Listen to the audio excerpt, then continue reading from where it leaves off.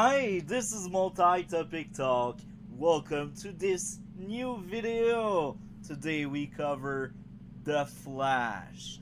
This is my retrospective, part number 3, the return to form. Now, it's time for you to sub, right? If you want more arrowverse content, if you want to see my podcast and all of the good things going on the channel, drop a like as well. Now I will only speak about the later season of the show in case you missed the retrospective part 2 and part 1. Both links are in the description below. Now, it's not the last time we cover this show. I plan on rewatching the entire Arrowverse now that most of the shows are over. And I will do new videos about said shows. So let's do this. I hope everyone will enjoy. I always thought that season 6 was a good return to form. I still believe it. It's not a perfect season by any means. The back half is actually awful, but the first half is quite good. It's actually some of the best things the show ever did in 9 years. Despite its issues, season 7 still has a few good things. Season 8 also feels like a return to form because in season 8 there's a lot of CSI stuff going on. Season 9, parts of season 9 I should say, also feel like the old days of the show when the show used to be great. But season 9 wasn't that great, let's be honest. Overall, season 9 is terrible, but there are moments you're like, wow, this is the ending of a show that used to be great. I feel like season 6, 7, 8, and 9, they all deserve another video of their own. That's also why I plan on talking again about the Flash TV show, even if this retrospective marks the end of an era. I am just done watching the Flash second episode of season number 6. Guess what? They fixed Iris' character so far. She feels like her own character with her own storyline, and guess what? She's outside of Star Lab. Hell yeah, I like that a lot. She is doing reporter work. She is where she belongs. In the Star City. Well, what am I saying? She isn't at the Central City Citizen, or paper she created. It's really good. I am glad. Outside of that, I feel like the darker tone suits well the storyline, and it doesn't feel like season 3 dark. It feels like season 2 dark because it has a lot of funny moments splashed into the episodes. It's a return to form. I feel like this season is, so far at least, as good as we used to have with season 1 and 2. Now, as we move on with season 6, I know I will change what I say, because I remember the first part of the 6th season being really, really good, but then you got the back half. The back half is all over the place. Some episodes are really good, others are really bad. So with that being said, great start for season 6. They fixed Iris, and the tone is good. I like this season so far. Crisis on Infinite Earth build up is really good, and the whole mystery around Ramsey being Bloodwork in the future is really appreciated. It's well done. They are building up a really good villain, and that villain will be in the show long enough and not too long. I say that because season 5, Cicada overstated his welcome. Cicada was basically rearch of Cicada. So season 5, that was really bad, and now we got a really good start. And I feel like I am watching what the Flash should be. Now, Cisco girlfriend, I think it's Camilla her name. She's not the best character. She is just fine. Sometimes she bothers me, but hey, people can be like that. She is still realistic as a character. And yeah, that's a really good start. Frost using Caitlyn Buddy now, outside of just doing fights, is very interesting. That lets Caitlyn take a back seat, and now we meet a new character. I like the mean Frost. She is really interesting. She has a lot of charisma, and it's good. I enjoyed the trip. I am just done watching episode number 4, and guess what? I wanted to share how the tier list looks like right now as I am watching this season. This episode only had 2 issues in a row for me at least. The first one, Barry not being fast enough to save the Doctor from Bloodwork. And then Bloodwork escaped because the plot needed that to happen. Outside of that, Cisco as a character feel real interesting, and you can take his side as much as you can take Barry's side when they had their arguments. Cisco values Barry a lot. Barry is Cisco's best friend. So, Cisco lying was actually fine. Cisco trying to save his friend was good. But Barry point was also good because Barry wanted to save another life. This episode was really good. So far, with the 4 episodes I've seen with this season, it's a much better season. It's a bit like the first 2 seasons. I will be honest here. It's a bit more in the vibes of season 1 and 2. And it's really good. It's a return to form. I repeat myself here because I do think it's important to mention that. The only big difference is maybe the pacing. It's less action-packed, but it's filled of great character moments. So the lack of action is fine in this case because you got a lot of good scenes with Barry and the rest of the crew and cast. Barry and Josine felt real and amazing. Joe is not ready to lose his adopted son. That was very emotional, I will be honest here. This season, it's the 3rd time I rewatch it, and I enjoy it a lot so far. Of course, the back half won't be as good, but the first half is solid so far. Well done season. The writing is much better, and we still have a few funny scenes. Maybe not this episode, but I remember episode 3 having a lot of funny scenes in it.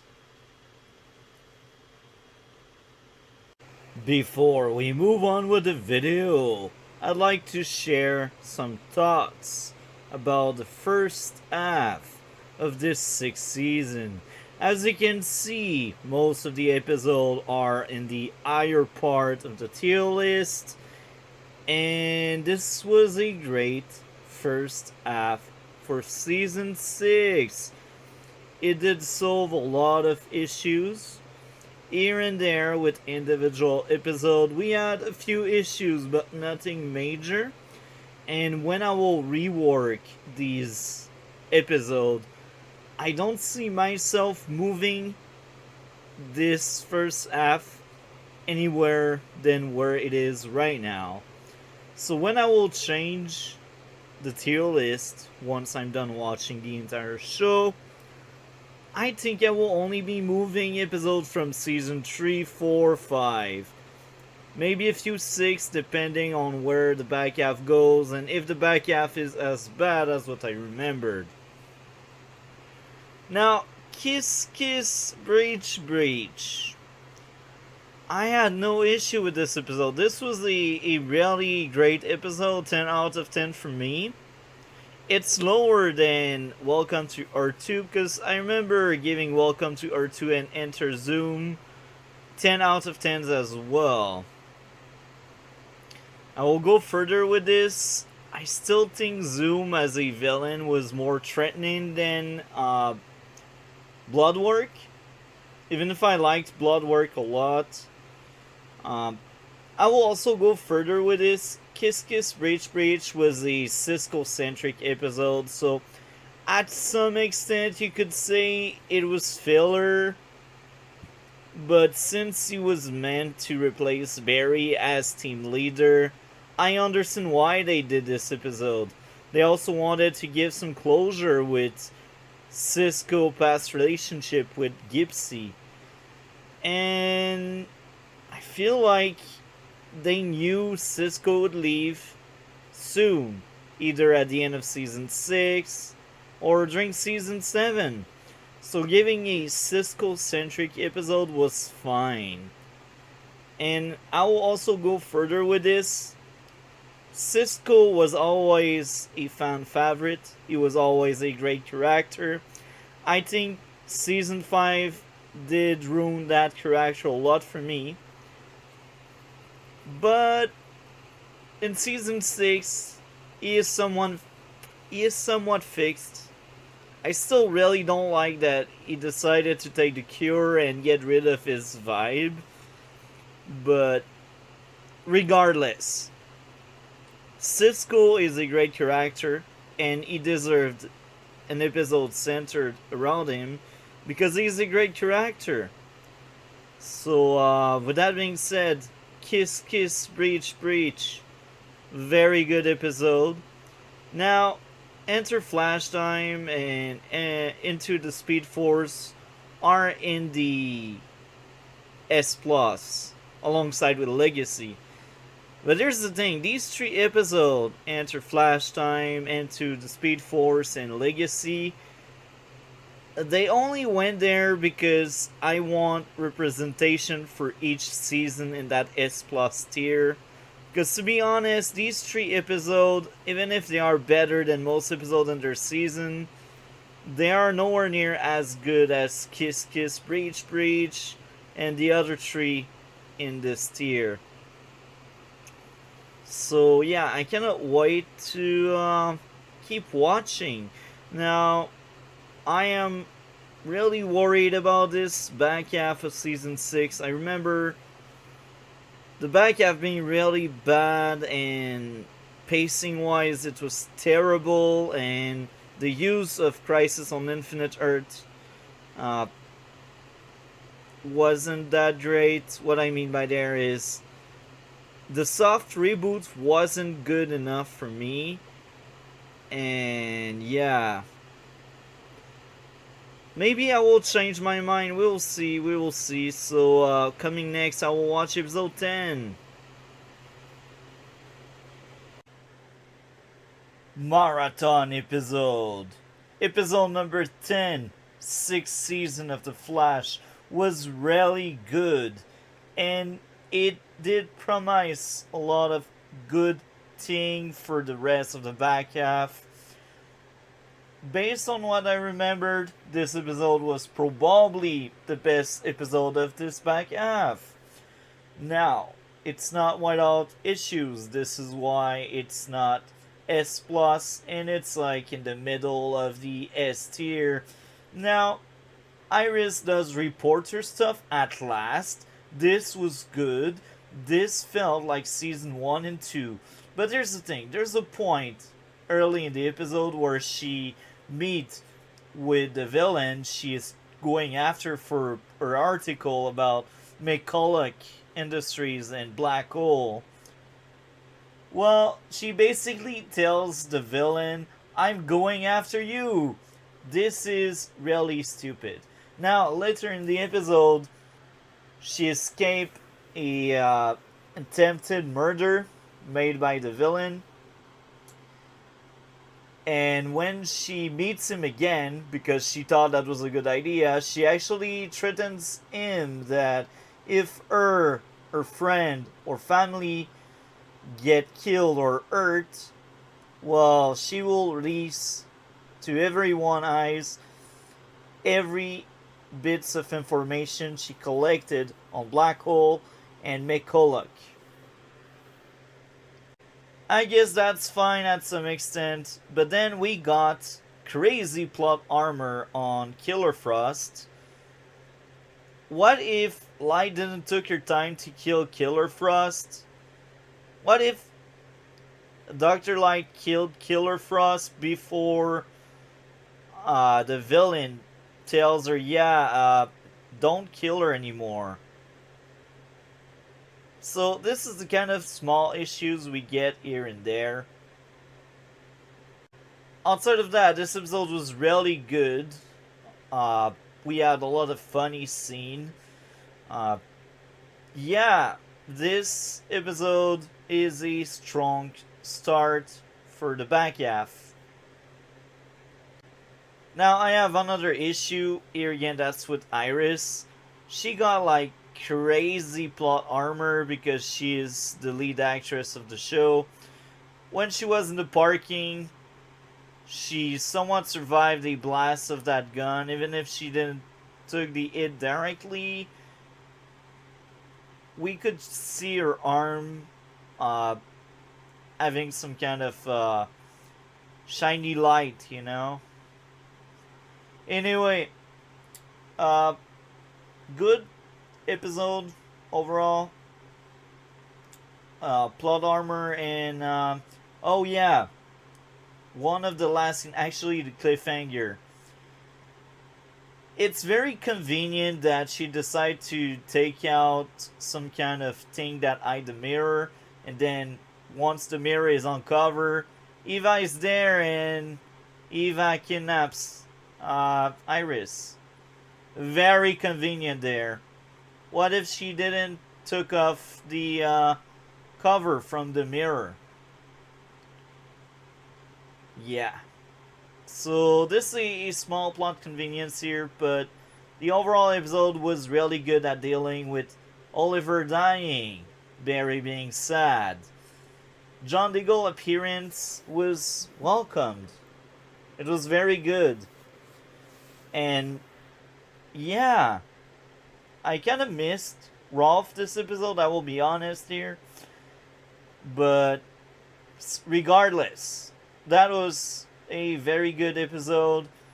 And then, since I'm on episode 10, I remember episode 11 being really awful, so I skipped it. The episode title is Love is a Battlefield, because we all know how cringe the Flash can be with their Valentine's Day episode and their Christmas special. And another good thing about this season, there was no Christmas special. That was actually the first season without a Christmas special. I liked that a lot. That felt fresh, that felt new. So yeah, Love is a Battlefield is a really, really bad episode. It's not really rock bottom, but not that far from rock bottom. I am done watching episode 12. I already see a drop in quality. The pacing is as bad as what I remembered when they started that Iris in the Mirrorverse stuff.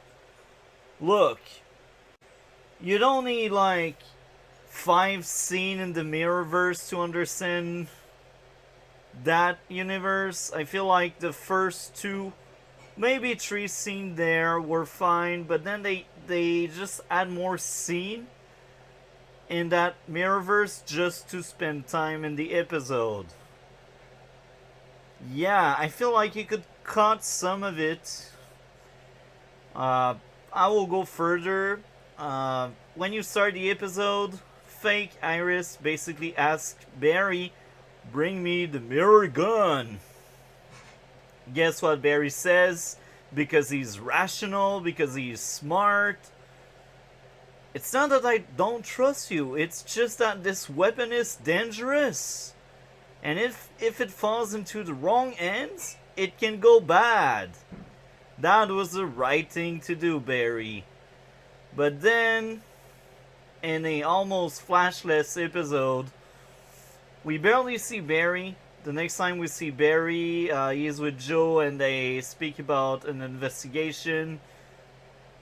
And at the end of the episode, Barry changed his mind without any build up to it.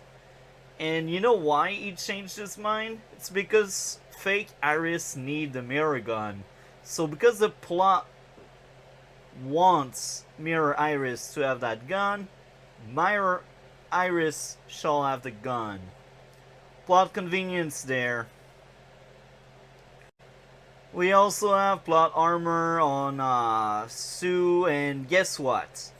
She fights Ultra something, Allegra cousin, basically the villain that has sunlight power, I guess. So they fight, and then just to showcase how they are good in martial art, that killer suddenly decided she stopped use her power only to do kung fu. So they do a kung fu fight, and she doesn't use her power because if she did, she could have killed Sue. But yeah, we need to show them doing kung fu. So I like the fight choreography, but the idea that this murderer, this serial killer, decided to just change his ammo for once. Instead of using her beam, she will use her fist. It's like, it doesn't really add up. Anyway, yeah. That episode wasn't that great. It wasn't the worst, but it was clearly a huge step down. I can nitpick it without having any notes taken anywhere. It's just on top of my head. It's not a great episode. Yes, I gave A+, but as I said, after I am done rewatching the entire show, I may move some around. And this one will move around for sure. I think I was too soft on that one, and yeah, it's just not as good as the first 8 episodes. And even episode 10 was really good, and I was surprised about it. But this week, huge step down. Barry knows Iris. He knows her, and he didn't found that weird that she asked for a weapon. He didn't ask many questions just because it's Iris. But when Barry is off, Iris is smart enough to realize Barry is off. Why you cannot have it two ways? Barry is as smart as Iris. Maybe even more because he has many PhD or something. He's a scientist, you know. So the fact that Iris could tell Barry was taken over by bloodwork, but Barry cannot tell the person he is with right now is not the true Iris. It bothers me a lot. Like, yeah. Anyway, Sue as a character was very entertaining. She was really good. Probably the best part of this episode. So, yeah. It's just like a lot of surrounding aspect to it. The writing doesn't feel as good as other episodes in that season or even in earlier seasons. I forgot another thing to mention about episode 12. I feel like Cecil wasn't needed, but hey, she is on the contract. She is probably a series regular or something, so she need to have some scenes. Yeah. Look, I have nothing against Cecil character. She was good in season 3. I had small doses, or dosage of her, I should say. I had small amount of Cecile in season 3, and she was fine. In season 4, I guess she was fine as well, but in season 5, I was like, I have too much of her. I'm not a fan of that character. She's not really needed. She is just around because that's Joe's girlfriend. Because if they cannot have Joe around, they will have Cecile. And she will fill that mentor role. And she will fill the Joe role when Joe is not around. So she's basically discount Joe. I'm not a fan of that.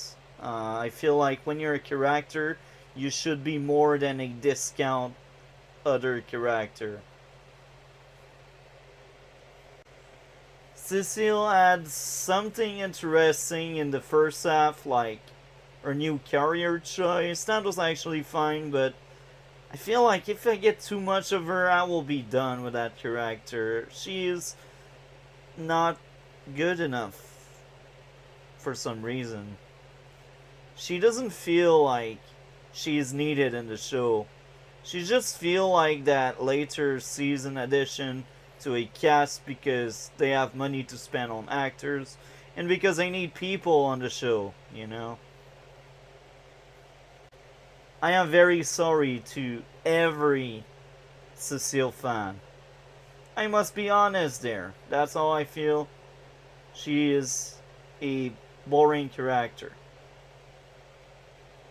As I am recording this, I am not done yet watching episode 13, but another issue came across my mind as I was watching this episode. Iris. Look, remember when I was praising when she was doing reporter work in episode 12 and episode 10? I like that aspect of that character. And guess what? Because of your story choice, you take that away by sending Iris into the mirror dimension. So this is an issue for me because for once you actually give something to Iris and you don't go further with it. Now don't get me started on fake Iris. That's a filler character that's around just for this season based on what I remembered. And she will just die at some point anyway. So that's not our Iris. That's not the interesting Iris. The fake Iris is just a plot device. It's so sad how they found so many ways to turn Iris into a plot device. Now, her mirror storyline right now is the worst part of this season. And it's the worst part of this episode. The mirror storyline is really, really bad. And I feel like they are taking away stuff from Iris. She should be out there. Reporter stuff should be her thing. Not being trapped somewhere where she doesn't really grow as a character, where she doesn't get that much of a story. Because that's what's going on with our true Iris. She's stuck in that mirror dimension. She's trying to bring hope to Eva in pretty bland dialogue. I don't want that for Iris. I want her to be a character that has a good story, that is entertaining, and that represents who she should be. She's a reporter. Let her do reporter stuff. I feel like this season she's placed again into the damsel in distress position she was in with the third season. And remember, oh, I didn't like season 3. It was a really, really bad season. Like, season 5 was worst, but season 3 was up there as one of the worst. Now that I think about it, Cisco has been missing last week and this week as well. Well, actually, maybe I'm wrong. Maybe he was there in episode 12. I'm actually not sure about episode 12. But all I know, in episode 13, he is not around, and I miss him. Cisco is great, and you can feel the show being somewhat hollowed without him. Since I have been really brutally honest, and since I really criticize a lot of the show, it's unfair if I don't give some praise where praise are due. I was glad to see Sherlock back here again in this episode and telling how Nash is hiding something from Allegra. I'm not the biggest Allegra fan. She's actually a really bad character. Even when she's first introduced in season 6, I really don't like that character. But hey, Nash is a gateway for other worlds. And this was a very interesting subplot of this back half that is kind of disappointing. So yeah, Sherlock, welcome back. You won't be there long, but you will be there long enough to entertain me. So, Mirror Iris, fake Iris, she lashed out on Joe about Joe not sharing intel on Carver. Now, I say that, but that should be a red flag for Joe to realize it's not Iris, it's fake Iris. Yeah, there's no way Iris would talk to Joe like that. This sounds like something season 3 would do, where they trade drama because Joe is a cop and Iris is a reporter and they cannot share intel. I do understand, but it's still bad drama between these two characters. Joe is a detective, and usually when he finds something weird, he is the kind of character that will ask questions to understand what's going on. And here, he didn't really ask any question to understand what's going on with Iris.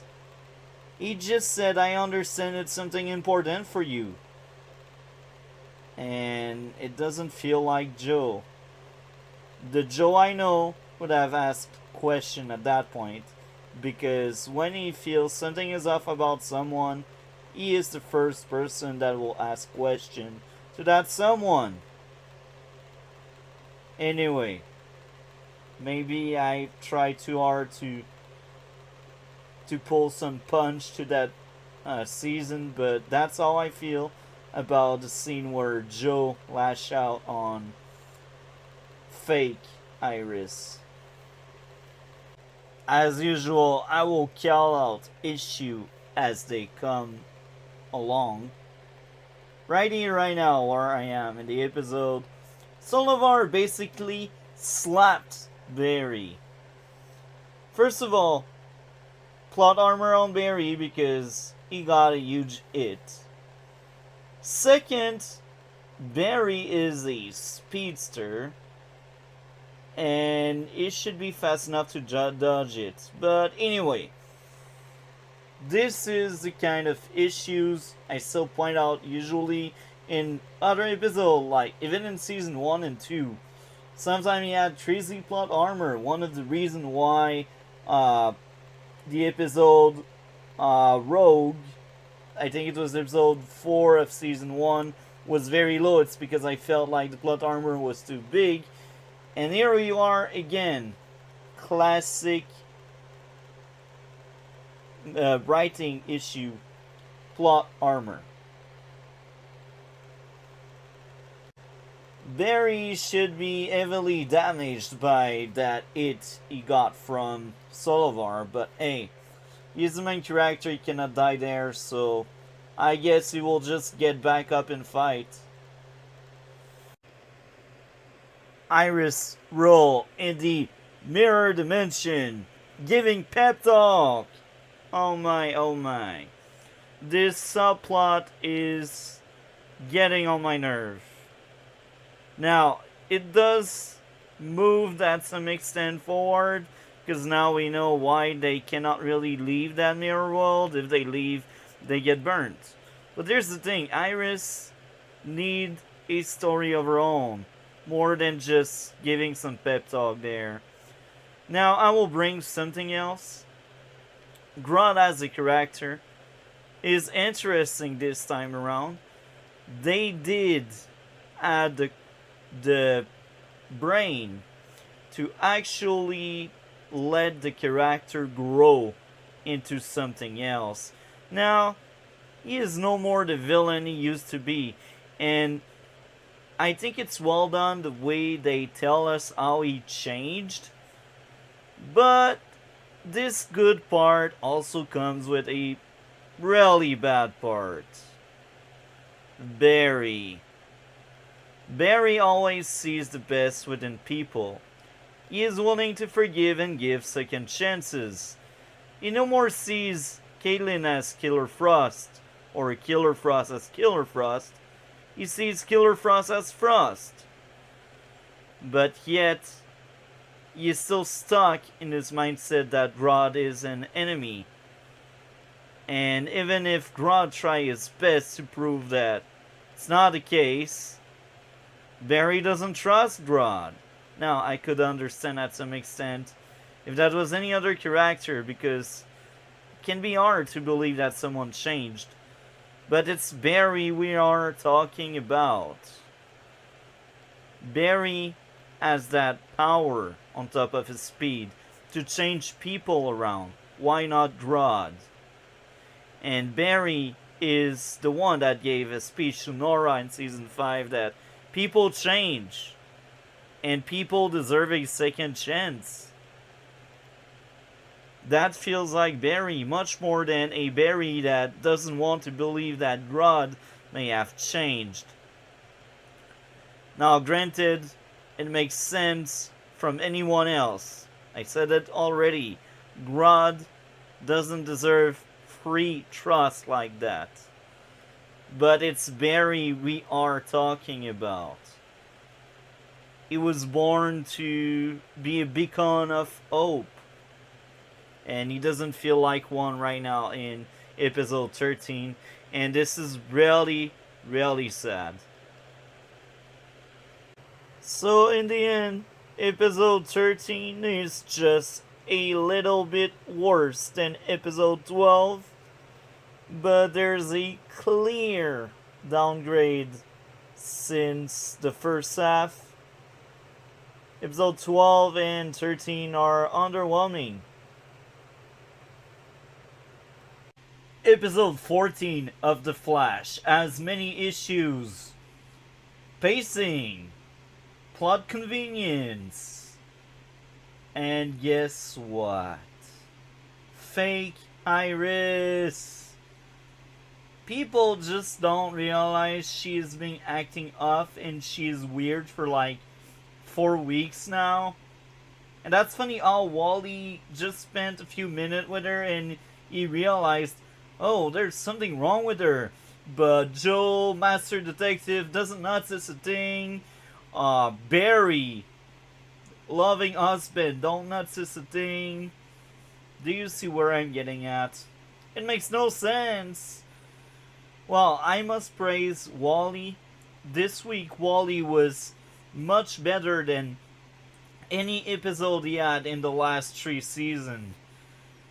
Or actually, in the last 4 seasons, because this includes season 2, because he had a great scene with Joe, and that great scene showed me Wally actually had a lot of growth over the season.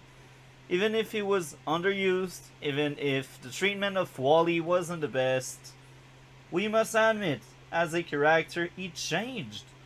And that's good to know and see. And the dialogue makes sense. Now, I must say, it's very convenient that Camilla just basically shows up at a party and takes pictures of Iris and Wally. All convenient. And guess what? Nobody tells the thing when Iris lashes out at Camilla. And even there, Iris trying to find excuses, and it doesn't make sense. It doesn't add up. You know why? She did threaten Black Hole that if her or her family and friends would die, she would expose them. So guess what? Guess what? They should be safe. Now, in the pacing issues, the mirror part of this episode dragged down the episode a lot. Each scene in the mirror dimension is not really great, and it took away a lot of the investment I had toward this episode, because that mirror dimension thing, it was really a bad idea. It was just straight up terrible idea. You don't really make your character grow if she doesn't interact with the rest of the cast, and the only individual she interacts with is the villain. And even there, at that point, we don't really know she's really the villain. We know some things are kind of weird with her, and she hides stuff, but nothing is official, and nothing tells us she is straight up the villain. So far, we still think Black Hole is the villain. Now, this episode was a bit better than God Friended Me. The main reason I think that is Wally. Wally, I'm telling you, Wally was well used this week, and I enjoyed Wally around. So, Death of the Speed Force, not the best episode around, and they had that plot.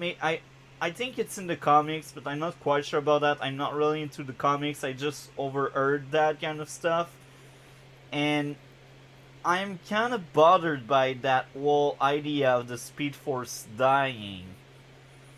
It's the Flash, and they killed the Speed Force only to save some money and special effect, and to give a reason for Barry to no more use his powers, and his powers are what makes the show interesting. I will be honest there. At that point, it's not the writing anymore. It's not the characters, it's not their arc. The best part of season 6 is over, and that was the first part. The best part of the show is also over for a long time now. The best season were 1 and 2. Now, at the end, I think season 6 will be similar to 1. Because I'm actually surprised. The back half is not as bad as what I remembered. It's not as good as the first part, but it's a bit better than what I remembered. It has its issues, but here again, my most recent watch of the first season turned out to be the less fun out of all the watches I had with the first season. I think the first 2 seasons were the season I've seen the most. And I've seen a lot season 3 because I really wanted to defend this season, but it's beyond defending. It's a really bad season.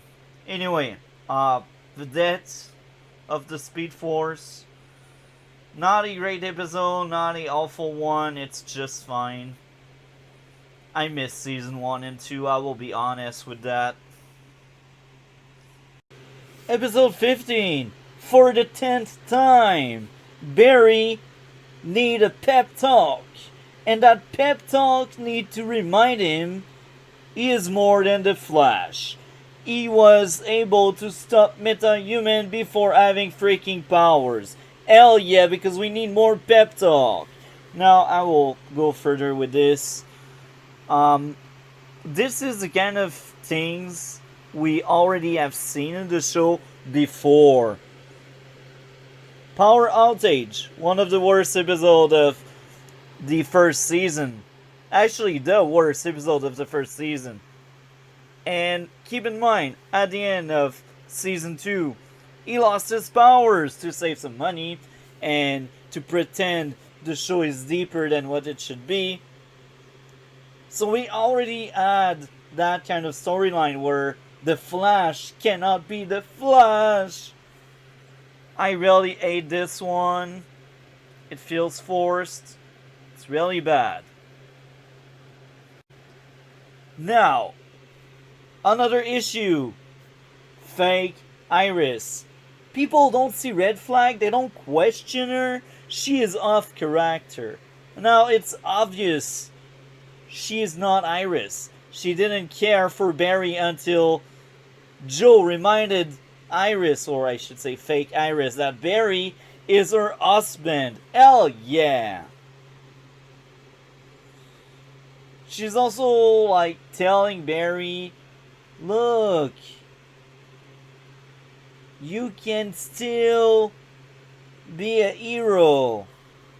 Now, this is Iris-like, but she still doesn't feel like freaking Iris.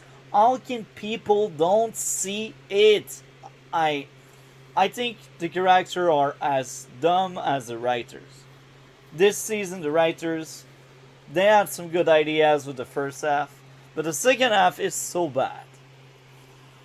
Oh my, oh my. Barry also felt out of character for most of the season. He is getting overwhelmed by his emotion, his anger toward Hilbarton. And he also considered killing Hilbarton. Are you kidding me?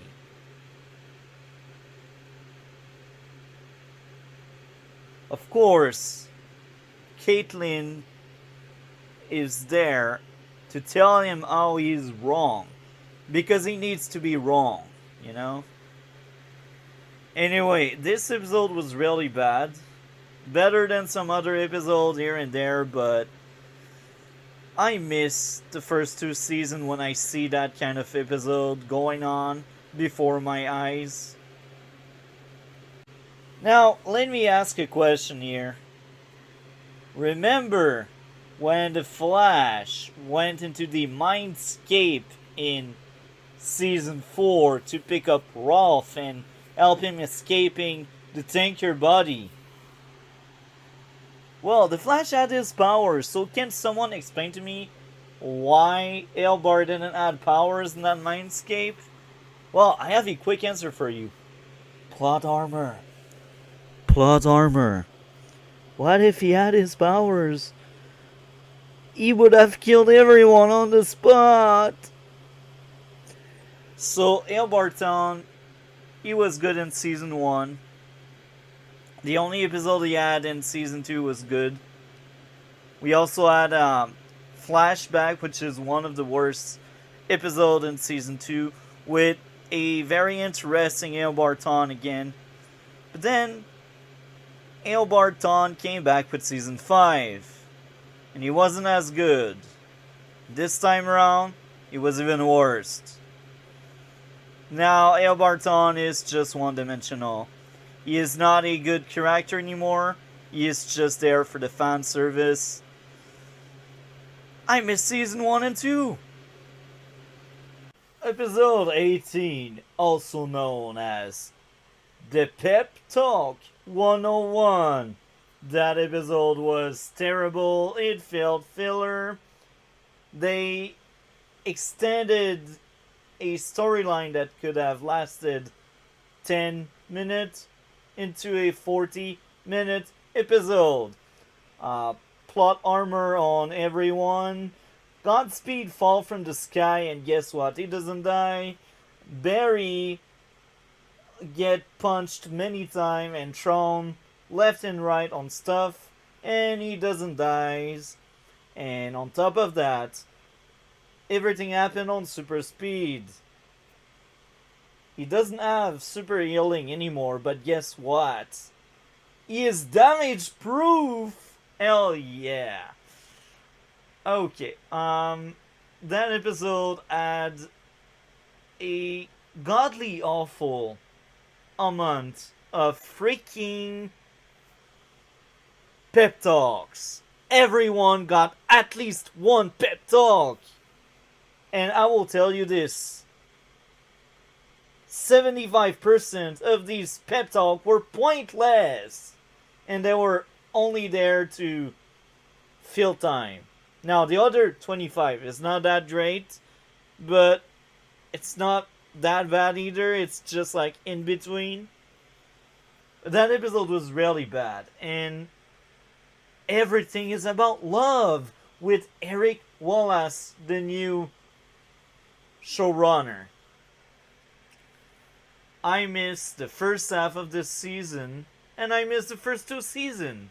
Now, season 6 so far was a return to form, but the back half was terrible.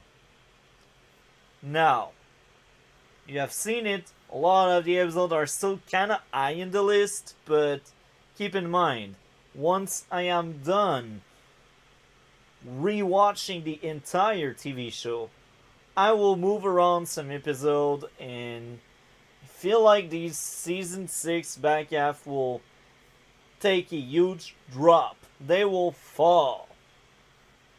Anyway, this season of The Flash is underwhelming. It's not really good. The first half was good, but you cannot judge an entire season for only half of it being good. The back half is not the worst thing in the show, I will admit. Season 3 is still rock bottom. Season 5 is still worst. I think Season 6 is on par with Season 4. But here again, I haven't seen the season finale yet. But yeah, this show has been a weird ride for me. I am just done watching episode 19 of The Flash 6th season. I felt like this was a Power Rangers episode. Bad dialogue, bad character moments, like Barry even thinking about trading the villain for Iris. Just like Nash said, it wasn't like Barry. That wasn't the Barry we knew. Acting off character for the plot to happen and to have tension. Now, of course, there's a flip flap in the same episode. At first, Graver is like, I don't want your help. And then he realizes people let him down, so he wants the police help within like 5 minutes. That episode was really, really bad. Pacing wise, it was awful. The whole storyline in the Mirrorverse was awful. Cisco felt missing. This episode was bad. It was the worst of this season, and it was the worst episode since probably season 5. Well, I should say since season 3 or 4, even there. That was a really, really bad episode. I understand there was the Q, the sickness that took over the world, and this did affect the production of this 6th season. But regardless of that, it was a bad season overall, and it has nothing to do with the illness or the sickness cutting short the production. It's the writing. The first half was good, the second half was bad. As simple as that.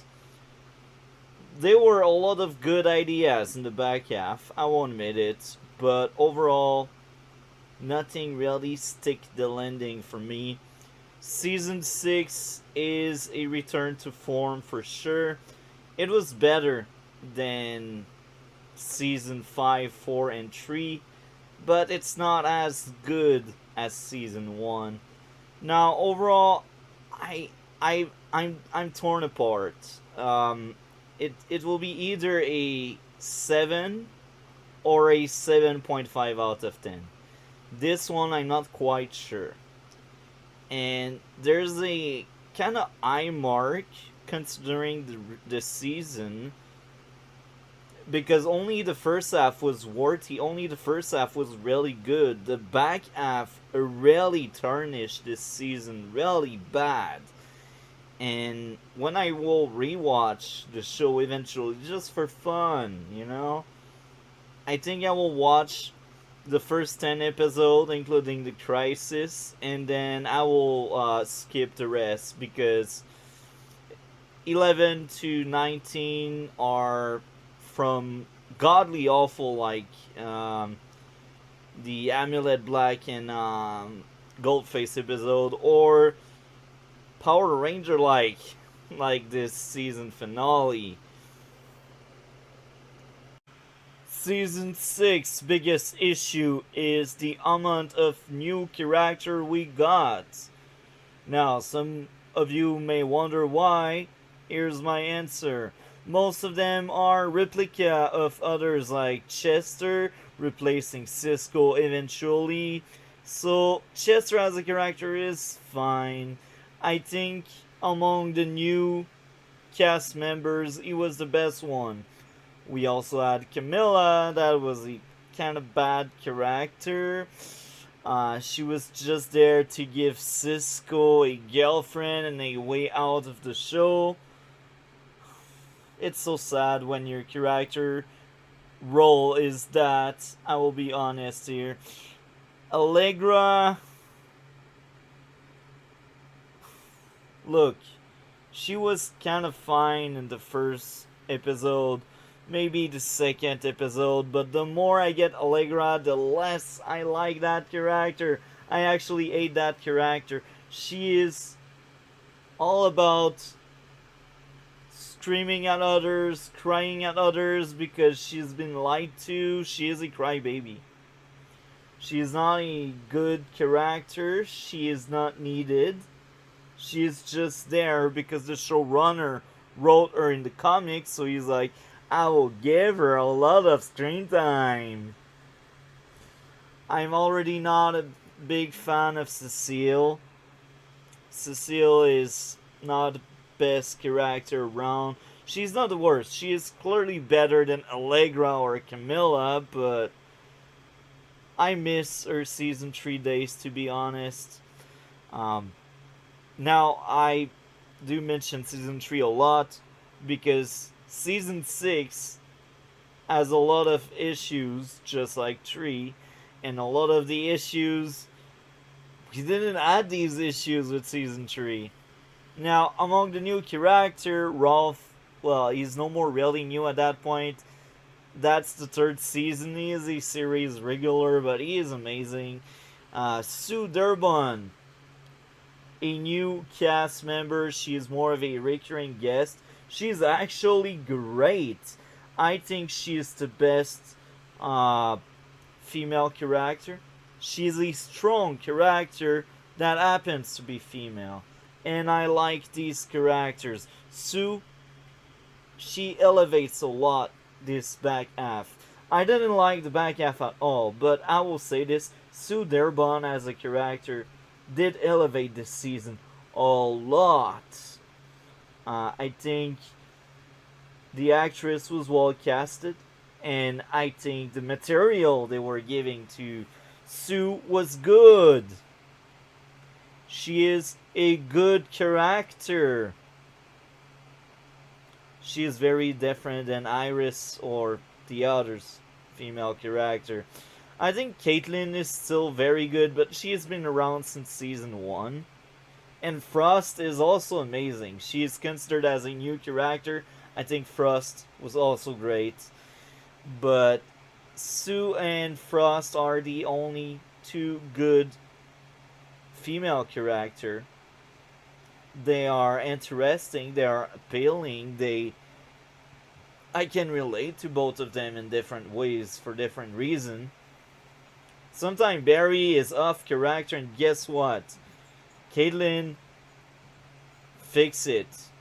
Caitlin is the one that gives the pep talk to bring back behind the line Barry, which is fine. Barry in the back half felt off character a lot in many scenes.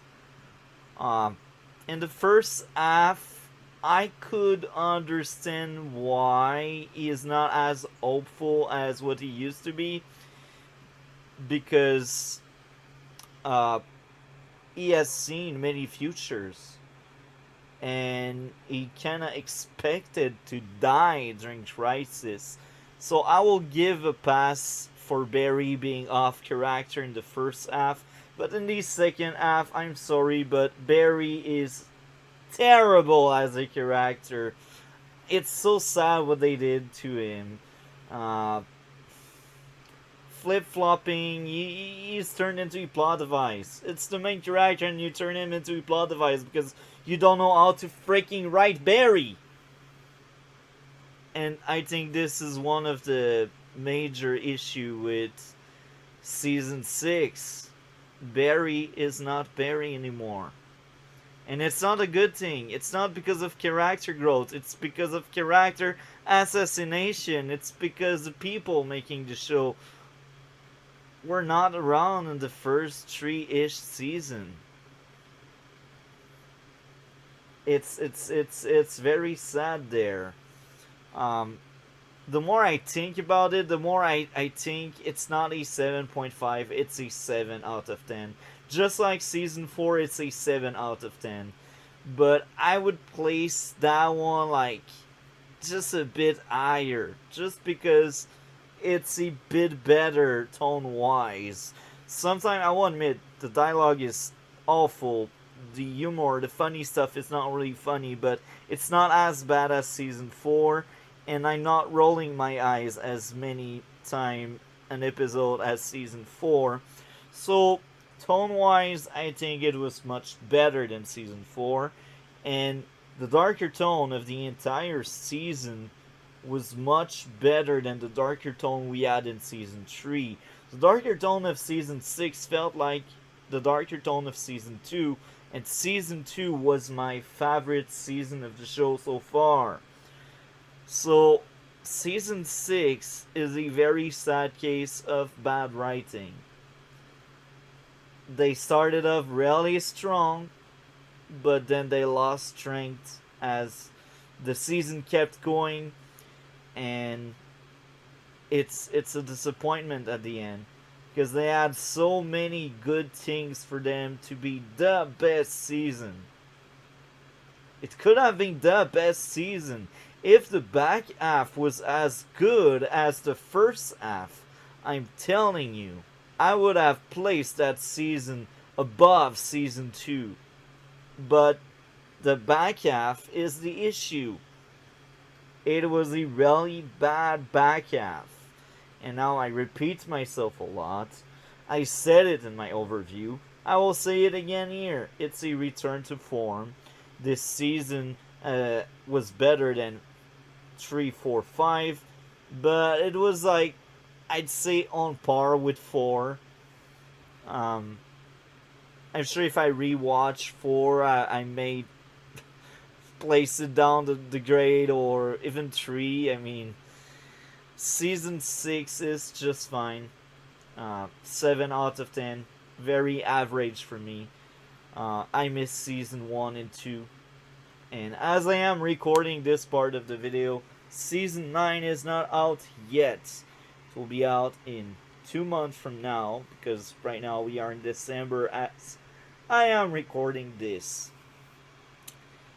I'm excited for season 9. I really hope they will deliver. So here we finally got someone that gave a 10 out of 10. That's the 10th one. Interesting, right? Spanish, I don't understand. 9 out of 10. 8 out of 10 Spanish. 1 out of 10. So The CW clearly doesn't know what a series season is. A season is a story divided in episodes, which has a beginning, a middle, and an end. I think it's more a Eric Olas thing than a CW thing, but hey, say what you want, right? Go watch this series, it's a must see. Okay. So we are in season 7. Oh my, nobody liked it in the first 6. 1 star, 1 star, 2 star. It's always out of 10, that's why it's increasing what is shown. 2 out of 10, 2 out of 10, 3 out of 10. My, the highest in the first 6 is a 3.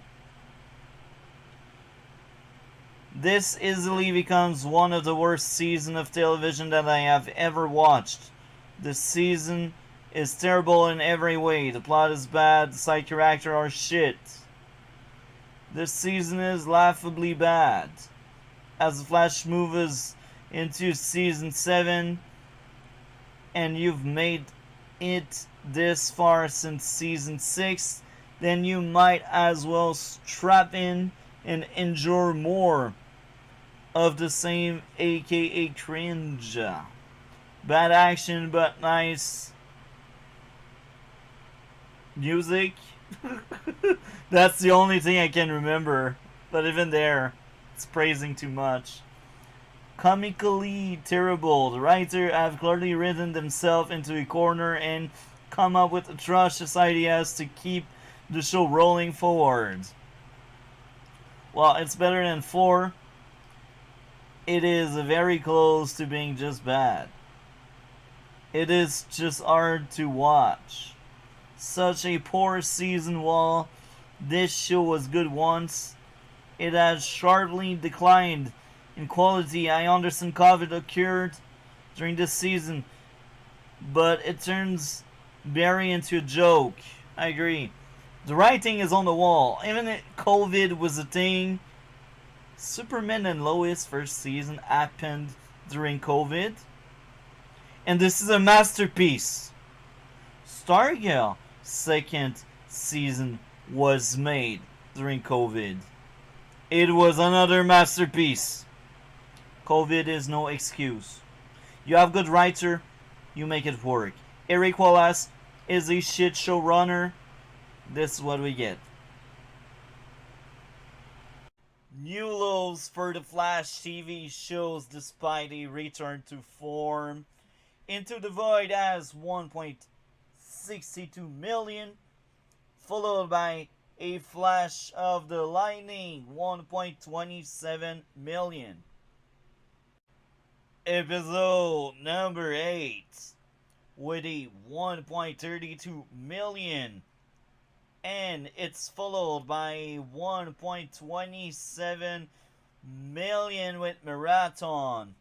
Marathon was installed one of my favorite episodes in the show and one of my favorite episodes in that season, so it's very sad to see such low numbers for this Flash TV show over here. I am just done watching the first episode of the 7th season of The Flash. I will be honest, at the end, I had tears in my eyes. It was emotional goodbye for all of the worlds. Now, that was the highlight, the best part of this episode. Now let's cover the worst part. The dialogue, Mayor Monarch, the villain we had since season 6, she's still very bad as a villain. I didn't really speak about her in depth in the season 6 part of this video, but now let's speak about that character. She is a boring villain. I don't give a crap about that villain. She is not good. She's no Zoom. She's not really a threat, and they really want you to feel what she feels, but the writing is not on point, so it misses the mark there. Is she a threat? maybe, maybe. I mean, she could have killed Barry many times. Her motive is, I guess it's fine when she was after Carver, but once Carver died, what is her motive? Well, I know it because I've seen the entire season, and then she wanted to change the world because the world is corrupt, the world is bad. Oh my. Um, yeah. On top of that, the whole Cecile part with Tab, Tub. Oh, I can't remember her name. The other empaths. I mean, we had a very similar storyline with Caitlin and Killer Frost in season 2. Caitlin was afraid to become Killer Frost. In season 3, we basically had the same thing that kept going, but that was closer to what could happen with Caitlin because she got her power in the third season. And this is when she really became scared of what she could become. So we already got that kind of storyline in the past. And I'm like, again, with a character I'm not a fan of. I said it many times. Cecile was fine in the third season. But then, just because she's Joe's girlfriend and because she can have these great pep talk, well, she got more and more screen time because they want a cheaper Joe, and this is what Cecil is, a cheaper Joe West. It's so sad, this case. Now, another issue, Allegra. Oh my, this character, I cannot stand her. She's godly awful as a character. She's snapping at people because she doesn't like to be lied. I guess that may be realistic, but only TV shows put so much emphasis on lies and stuff. Sometimes her dialogue doesn't feel right. She's just there to fill some screen time. She doesn't really have a storyline or a story arc. She's just a character other character interact with, and that's it. So Allegra, I hate that character. Um, Barry plot armor, he fell from a freaking rooftop, and oh, he's fine. Chester is actually interesting. Cisco feels missing, but Chester filled that role, so I guess he's discount Cisco. Chester is much better than Cecile and Allegra for sure. I enjoy Chester a lot. He reminds me of Cisco in the first season. Yeah, this episode wasn't great. It was on par with the sixth season back half, and this is what was meant to be episode 20. Of course, they had some rewriting, so they changed a few things, but this was an episode that was supposed to be in the sixth season before the illness shut down production. So I guess I will be gentle here and say it's on par with the back half. I still miss so much season 1 and 2. But I will admit, this first episode of the 7th season was still much better than most of season 5, 4, and 3. Maybe it was actually on par with 4 because I said it. Season 6 is equal to season 4, maybe a tidbit better, just a little bit better, just a little bit above. This is a rough start for me, and I remember enjoying season 7 a lot despite really bad dialogue.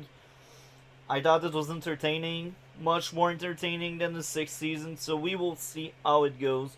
I also remember having two abomination of an episode with Masquerade and Raya del Rayo. The episode centered around Allegra, the character I hate, and her cousin, the character I don't care about.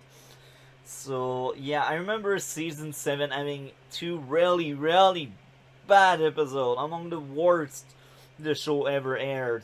These two episodes, Masquerade and the other one, they are worse than Girls' Nights Out, and I truly believe it. Masquerade tackles mental illness, and it's poorly done. It's not done by people that know what they are talking about. It's not good. It's not a good episode. Why you tackle something you don't have a good understanding of? Why? You're a writer for a TV show. You get paid to give plot lines. Why do you force down our throat a mental illness episode when you don't know what you're talking about? Anyway, that's a rant for later on in this part of the video. Season 7 is not without its flaws. I will be honest here, just like any other videos I did in the past. I am just done watching the second episode of the 7th season of The Flash. Now, I will be honest as usual, and I will repeat some of the stuff I already said. Iris, Cecile, two really bad characters, and they get so much screen time. Now, I will go a bit further with this. Usually, I don't judge actors on their acting chops because, well, it's really hard for actors to do their job, right? And sometimes some actors can be good, but if they are directed by bad directors or if they have bad material to work on, good luck having a good performance as an actor. But here's the thing. For once, I will judge someone. Allegra actress Kayla Compton. I don't know if it's the direction or if it's the actress, but she doesn't emote. She just doesn't. She cannot act. Now, I say that because she gets so much screen time because Eric Wallace likes her so much. She is pretty, but here's the thing. She's not a good character, and it's not the best portrait we can have. If the actress can't act, or if she is poorly directed by directors, it falls apart. And that took me away enjoyment for that episode. Now, Barry. Well, the new Barry we got this week was somewhat interesting, but here's the thing. Because they destroyed the Speed Force already, it felt like this episode was filler, and the only thing that really mattered was Team Flash rescuing Iris. Here again, just like Season 6, the writing in some dialogue is really bad. The dialogues, I don't know what's going on with that. I don't know what happened. It happened somewhere in Season 4, then it left during most of Season 5, and it came back in some episodes during Season 5. But overall, the dialogue were not that bad. I mean, they were not Season 1 and 2 levels, but yeah, Season 6, the first half was fine. The second half was terrible. And now Season 7, the writing of the dialogues is really bad. Now, it's a bit better than the back half of Season 6 because the idea of the speed of thought was really good. I liked the idea a lot. Now, they had a simulation where they fought, and here's the thing. In this simulation, Killer Frost is falling from the freaking sky, and she doesn't die. Plot armor, it's crazy. So, yeah, I know it was just a simulation, but I'm pretty sure if they really wanted this to be true, they could, because people are just falling from the sky and they don't get any injuries. And it's funny how she was also able to, Caitlin, I'm speaking when she's saying she was able to use Velocity X, and apparently, even if she is not a speedster in her DNA, there's no backlash to it. No, no, no. So now that they brought Velocity X, why the rest of Team Flash will not use it? Tell me why. Tell me. There was no backlash. They didn't explain anything. So this episode was clearly better than what we had in season 4, 5, and pick an episode in season 6. If it's in the first half, season 6 was better. But if it was in the back half, this episode was better. So it's not as good as what it used to be. But here again, it feels like the Flash because Barry is smart. Team Flash is smart. They didn't do anything that really damaged the character. Now, what is very sad is how the sacrifice of the Wells is kind of pointless now because they just destroyed the artificial Speed Force.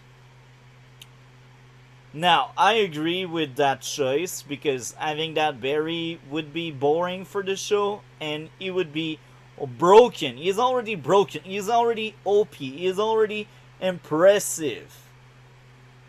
If he kept his big brain the way it was this episode, there would be no tension anywhere in the entire show. So I'm fine with the artificial Speed Force getting destroyed. But it's still sad for the Wells because they got sacrificed and they are gone. And they didn't bring much outside of emotional weight this episode. But even there, this episode I did not shed any tears. I had tears last week with episode 1, but this episode didn't leave such an impact. I will also go further with this. Mirror Monarch is such a bad villain. Really, she is a bad villain. I'm so tired of her. I'm so tired of the Mirrorverse storyline. I really hate that thing. That's the worst part of these parts of seasons. It was really hard to watch. Iris and the other two in the Mirrorverse just solved that already. I feel like Iris, Camilla, and Singh spent too long in that freaking dimension. Too long. Anyway, enough rants. I was entertained at best. It's not one of the best episodes the show had. It was like Luster. It's very sad. I rolled my eyes each time they mentioned love. Each time they mentioned mother, family, brothers, sisters. Oh my. I lost brain cell. I am now 5 episodes into the 7th season of The Flash. The only good thing I can tell right now is it's entertaining. That's it. The dialogue is awful. It does it a all-time low. But hear me out. At least Barry did a bit of CSI work here and there among these 5 episodes. Barry has his speed back, which is great. And Allegra wasn't part of the 5th episode. When you're glad the character is not around, it's a warning sign. So far this season, we had 2 villains that got a pep talk. They got talked down. Mirror Monarch. Abracadabra. That's fine. I guess they want to show that Barry has other stuff outside of his speed. But that gives me some flashback from season 5 when Barry tried to reason with a serial killer that was angry at every single meta. This is giving me some season 5 vibe. And not in a good way. No, no, no. So apparently Cisco needs to be back on the field. What was the point of taking away his power at the first place? Look, I'm fine with Cisco. Cisco is one of my favorite characters in the show. But the way he is handled is terrible. I lose my mind. That's it. I lose my mind. They took away his power in season 5. They brought back his powers during Crisis, but then it's taken away again. But then we see him in the field using some tech. His mecha vibe. If you wanted Cisco to be on the field with Barry, aka the Flash, why did you freaking took away his powers at the first place? Tell me. Now, I think they did change showrunner in between season, but that's still no reason. You want him to be on the field? Give him his power back. You did it with Crisis. Why it's not a thing that stick around, you know? But who am I? Just a viewer that rants a lot, that complains a lot. This season is still better so far than season 5. But it's not that great. It's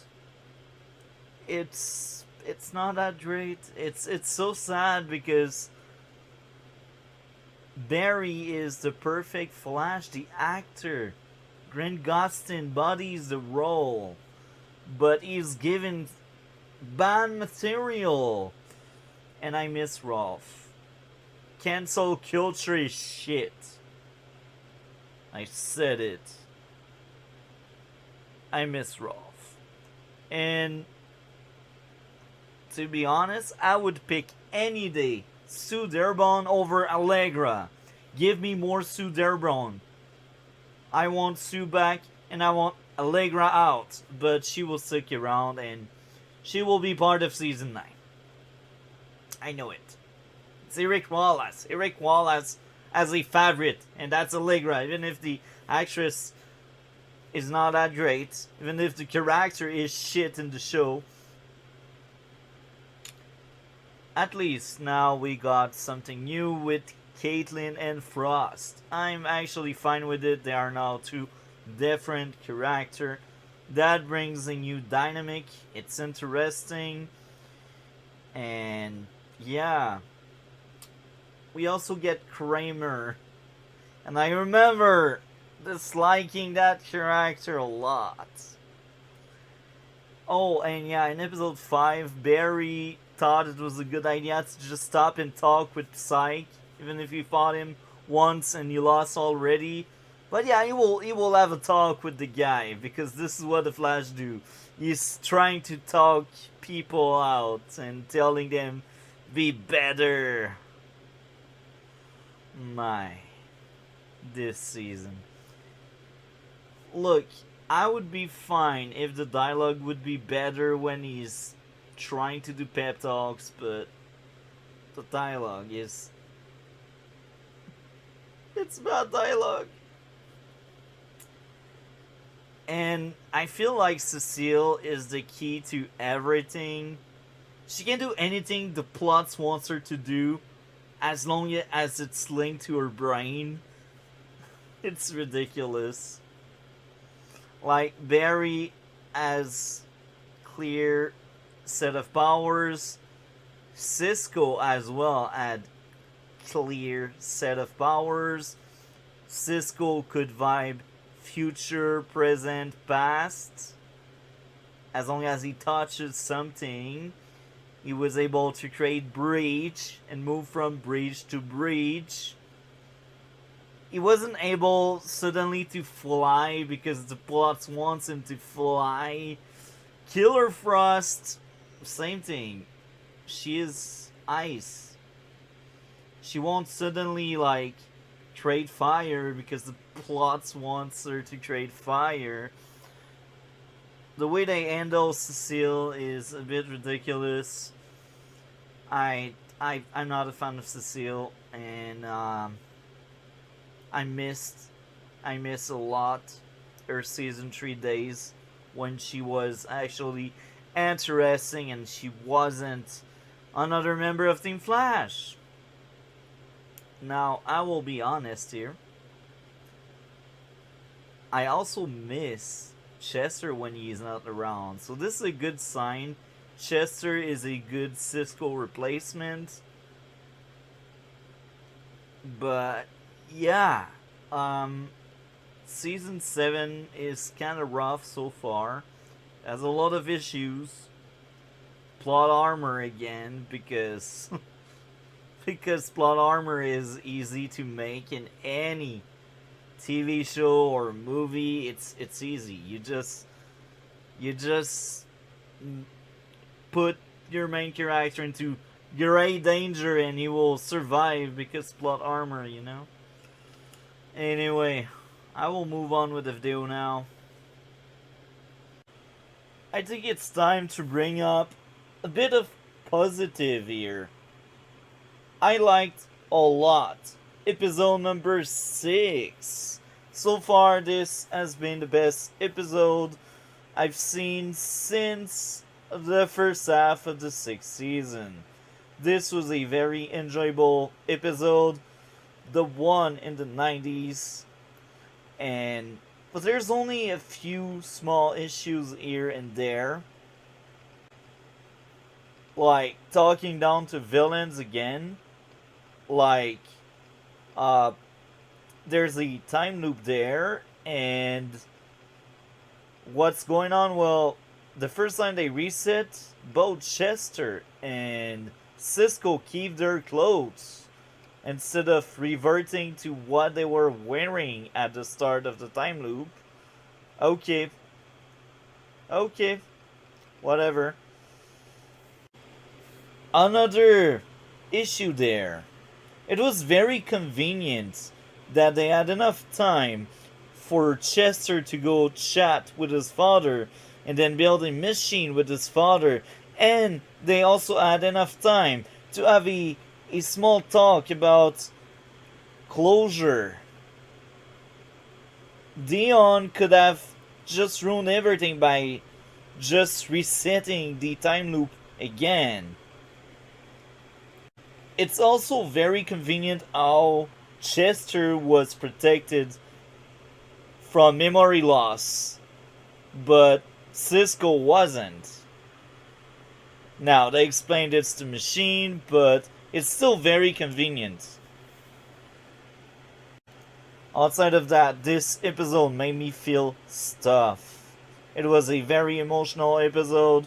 It was Chester-centric. And guess what? There was no Allegra. Oh my, this is a good reason to enjoy this episode. When there's no Allegra, we have a good time. And guess what? There's also no Cecile. Oh, this is paradise here. Killer Frost, as usual, she is very entertaining.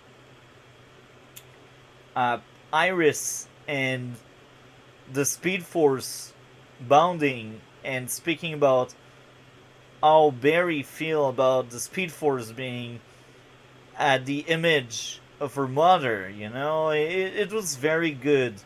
Iris this season was much better, I guess, than season 5 or 4. And I cannot wait for Iris to do reporter work again. That's what makes her interesting. When she's into reporter stuff, I want more of that. So this episode was really good, and I am actually excited to see the next episode after rewatching this really good one. It's surprising that this episode is in the seventh season. It's very surprising because the seventh season so far is not that great. Here we go with another really good episode. Now, it still has a few issues. Characters, most likely.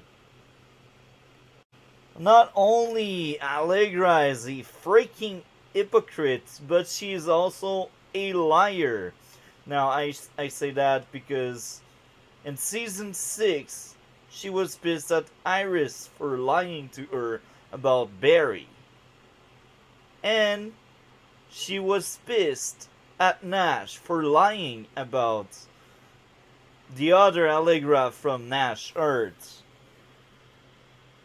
What does she do this week? She lies to Team Flash to cover for Killer Frost.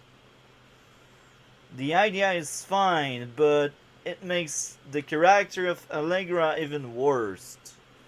I have a lot of hatred for that character, oh my. She drags down the episode a lot, but she's not the only guilty one. Kristen Kramer, the one and only that wants Frost behind bars. Oh my, what is this character? Not only it's a trope of cop-hating meta-human, but she's also freaking stupid and she's obnoxious. I was rolling my eye most of the time when she had lines to tell, when she had dialogue to share with the rest of the cast. Now, it's not the actress' fault in this case, it's really the writing of this freaking character. It's one of the worst characters you can imagine. And guess what? It's in this show, and it does drag down the show by a lot. Like, a lot. So this week could have been great if Kristen Kramer wasn't that obnoxious, wasn't that painful to see. It could have been better if Allegra wasn't around. Now, Frost as a character had a lot of growth this week, and that was good. I like that a lot. Frost and Caitlin are the best female character in the show. Iris, at some extent, this season wasn't as bad as last season or as season 5, 4, and 3. I think this is the best season so far since season 2, where Iris got stuff to do and she's not obnoxious and she does her reporter stuff. Not this week, but you can see it coming. So it's a return to form because the character I used to like in the name of Iris is back there. Season 1 and 2 Iris was the best, and Season 7 Iris is up there, side by side. I just wished Allegra was better. I just wished Kristen Kramer was better. Cecile was actually needed this week, and that was fine. She didn't bother me that much. This week was a really good episode, and I enjoyed the trip despite my issues. Sometimes the dialogue is really painful, and the characters are really painful, but that's the title of the episode, so growing pain. I think Chilblain was fine. It wasn't the best, wasn't the worst. It was fine. How to make your character so unlikable that it damaged your episode. Kristen Kramer again. The biggest issue with this season. The worst character the show ever had. She is annoying, obnoxious, poorly written. It's a lazy character that makes no sense. And even with her sad backstory, I actually hate her even more. Now, she's not the only one that gets under my skin. Speed Force. So now Speed Force is basically the villain of this story arc. And again, it's another bad villain. And it's very interesting how Kristen Kramer is considered to be Cicada with a badge. It makes so much sense now. This is why I hate that character so much. The perfect nickname, Cicada with a badge. Cicada was hands down the worst villain in the show. Kristen Kramer is on par. She's compared to him for good reason. Now, of course, even if they said life in prison for Frost without parole, we all know she will get out at some point. We all know it because the writer cannot stick to something that will remain. They can't. Now, I sound like I hated episode number 8. I do think it was better than what we had in the back half of season 6. But it's one of the weakest episodes this season so far. Episode 7 was much better. Episode 6 was much better as well. It's around the same as episode number 4. But yeah, this season is fine so far. It's not the best, it's not the worst. These first 11 episodes of 7th season of The Flash were weird a lot. We had some of the best material the show did with episode 6, with episode 7, and with episode 8, but then we got episode where grown up talks mom, dad to people younger than them.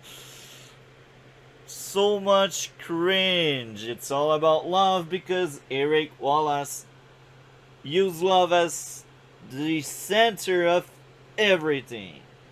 Family and love.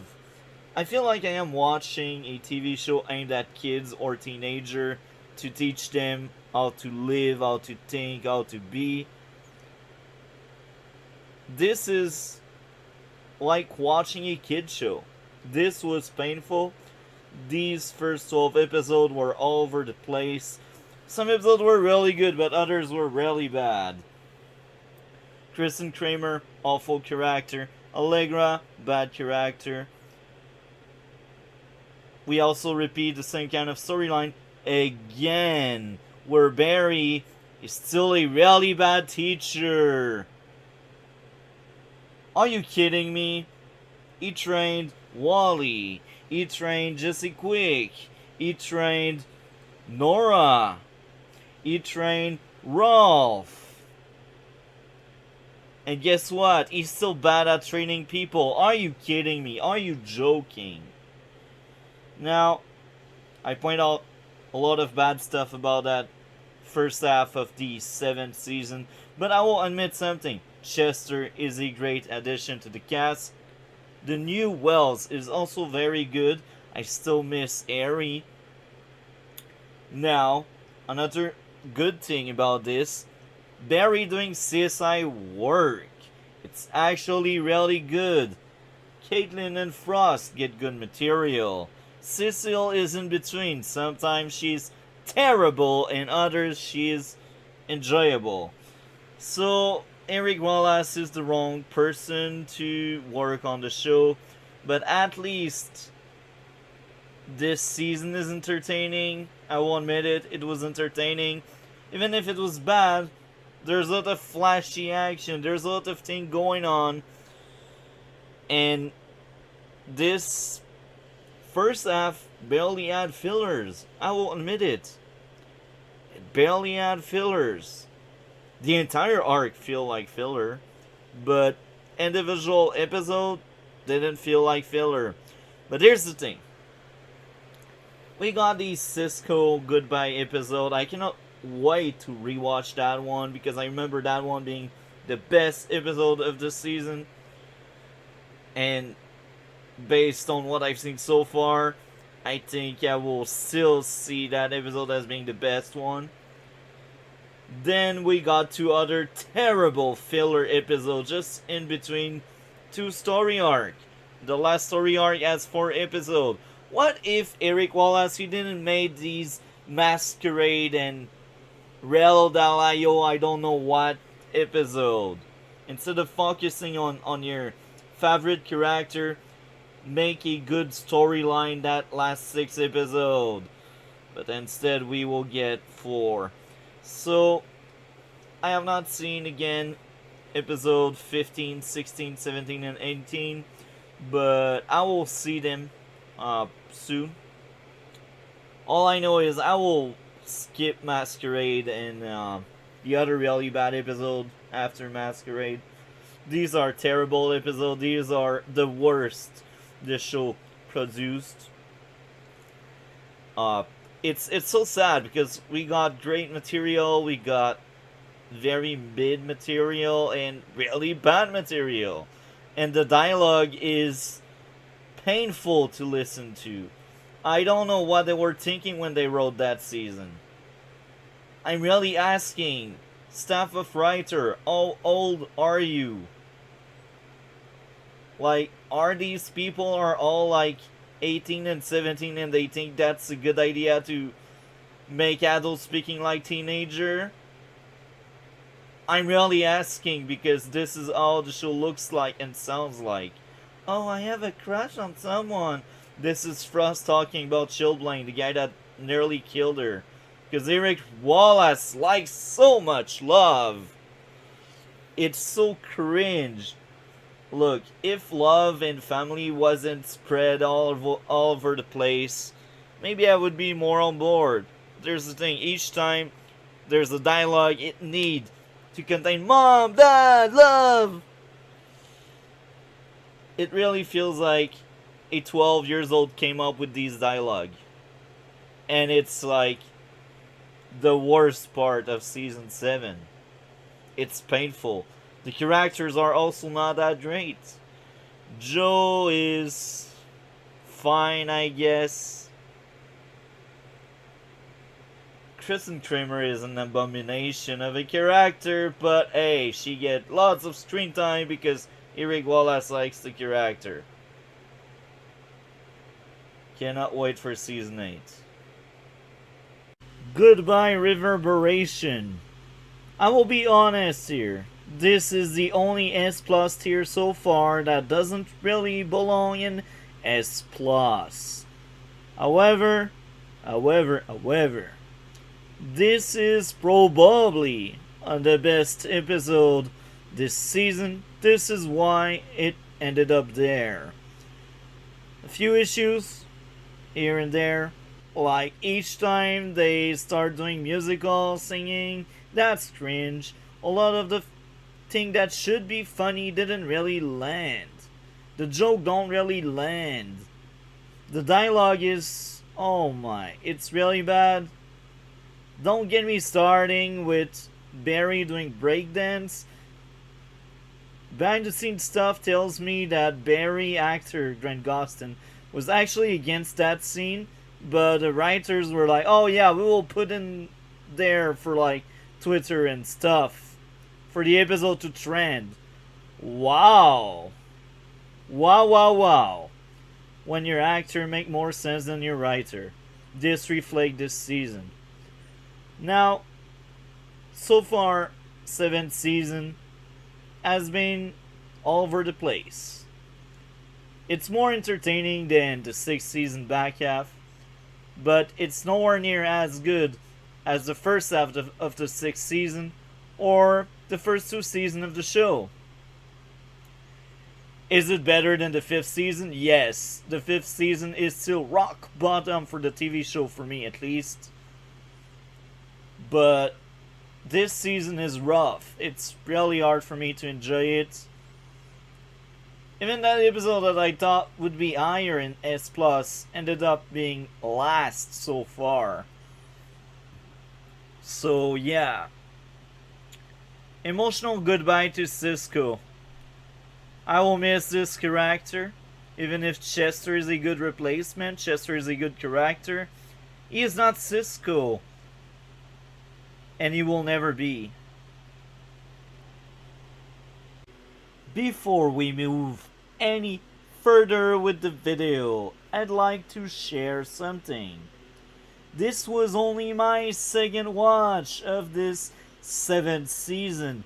This is, with season 8, the season I've seen the least. I've seen the first 6 seasons of the show at least 3 times. The first 3 seasons at least 5 times. Now, here we are. Season 7. I'm just done watching it. It was rough. Was it worse or better than the first time I've seen it? Watch and you will learn. So, last time I've seen that season, I gave that season a 7 out of 10. This time around, it's a bit worse. I am much more critical. I have seen the entire show up to that point in the last few weeks. It took me a month. A bit more than a month. And I will say this. Season 7 has left over from the 6th season with the first 3 episodes.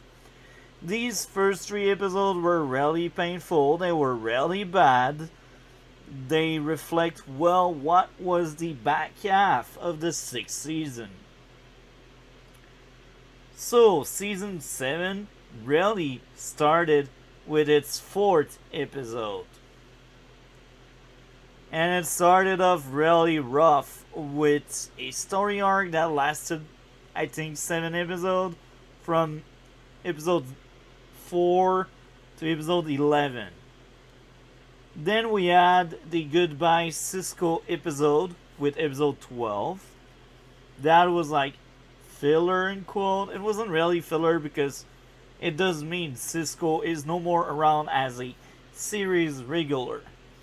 Then we got 2 filler episodes. These are really filler. The first one is all about Cecile and her mental illness, and because it's CW, and because the writers are bad. Mental illness is not well depicted. It's just very bad.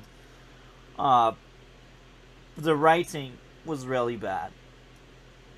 Now, with episode 14, it was centered around Allegra and her cousin, Ultraviolet. 2 characters I don't give a F about. I don't care about these 2 characters. I actually hate a lot Allegra. She was the worst part of season 6 and 7. And they dedicated an entire episode to her. And even there, she didn't grow as a character. She is the same character she was at the start of the season. The only big difference is how powerful she became with her powers. But having stronger power doesn't mean character growth. You could say maybe because she is more confident, she is more this, she is more that. That's superficial. That's surface level. The character is not any deeper because it got stronger. The character is not more interesting because it got stronger. Allegra is still really bad. Now, we had a second story arc from episode 15 to episode 18. It was fast paced. It was Godspeed. Godspeed started off in the 5th season. He had stuff in the 6th season and stuff here. The Godspeed part of this season was far superior and far better than the first half. I was actually shocked. As I was watching, I remembered episode 12, the Goodbye Cisco episode, as being the best of this season. But on my most recent watch, it's actually the Diggle episode that's the best.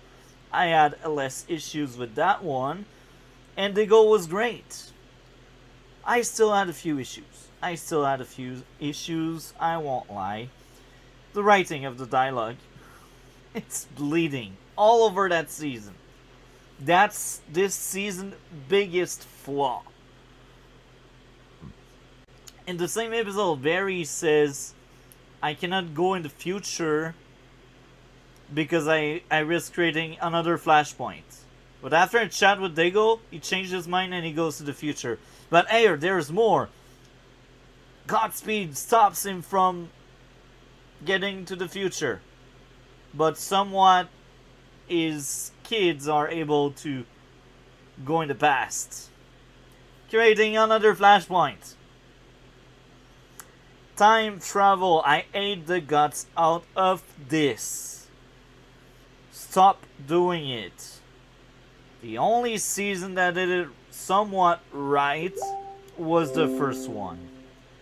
Even there, it's not perfect. It was just handled by better writer.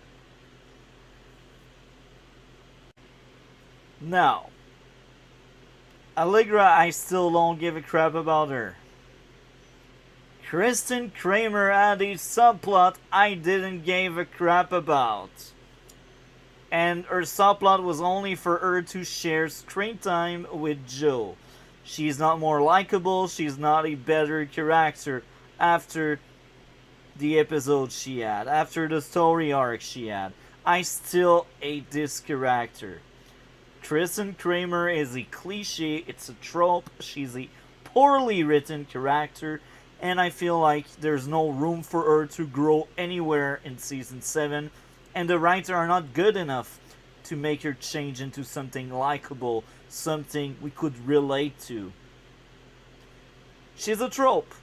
She's vengeance. Her dialogue, her lines don't leave any impact. Name any other character in the Arrowverse. Just the Arrowverse as an example. Any other character that ain't meta-human. She is the same.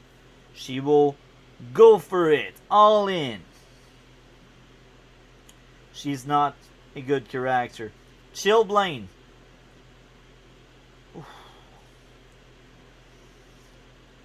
He makes me miss so much Captain Cold. He's just dollar store Captain Cold. He's nowhere near as interesting or good as Captain Cold. He doesn't have much charisma. I will be honest. His dialogue is awful. His character is not that great. It's not the worst in the show, but he's just there to give Frost a boyfriend. Because everyone needs to be in a couple, right? Now, I'm glad that Cisco left. Because this means no more Camilla around. Camilla, the character that didn't got any character arc anywhere.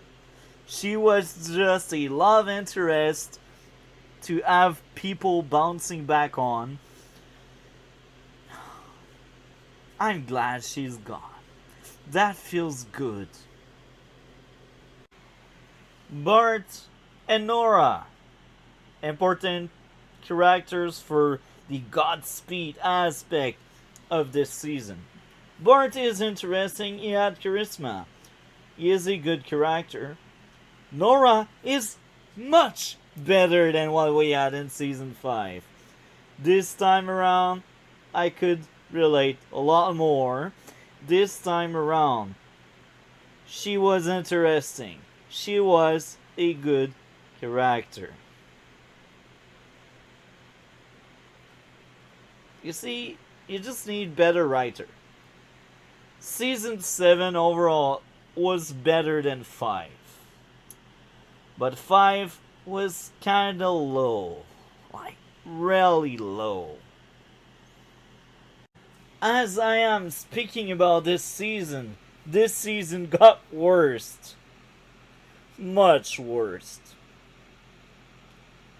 Because I did speak about the best part of this season. And it still left me the bad Kramer taste. The bad time travel taste. And the cringe. And the lightsaber fight. And Reverse Flash being part of it. Because Reverse Flash wasn't ruined enough in season 5. I'm still done with Reverse Flash. He was good in the first 2 seasons. Then they dare to bring him back in the 5th season. In the 6th season as a subplot. That was bad. But he's back again in the 7th season.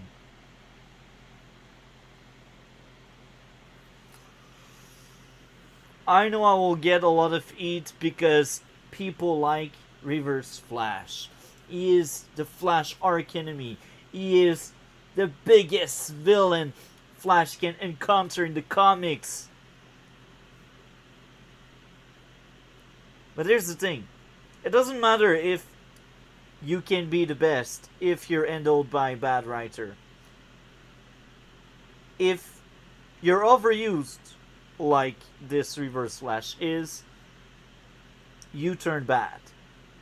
And not bad because you're a villain. Bad because you're not a good character anymore. Can be a great villain and a good character. Great villains are good character because they are well written. Now, Barry asked for Reverse Flash help at the end. And he is shown to be faster than Reverse Flash. And guess what? He let him go because that sounds like a good idea. Yeah? Yeah? Yeah? You will let your arch enemy run free. I lost brain cell.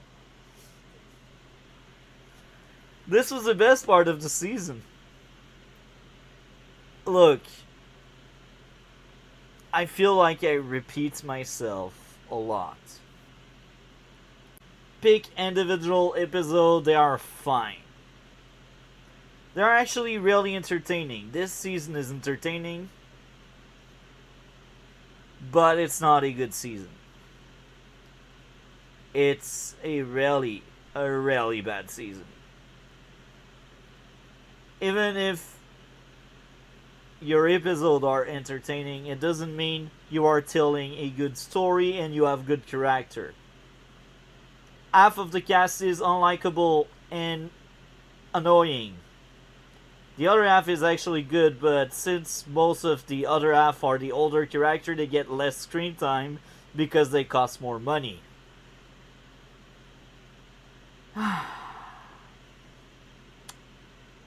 Iris. Iris. I'm after you again.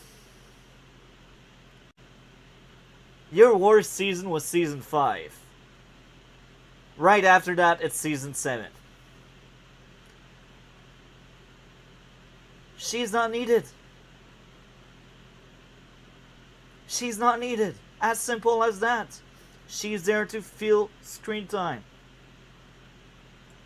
Her best season was season 1 and 2.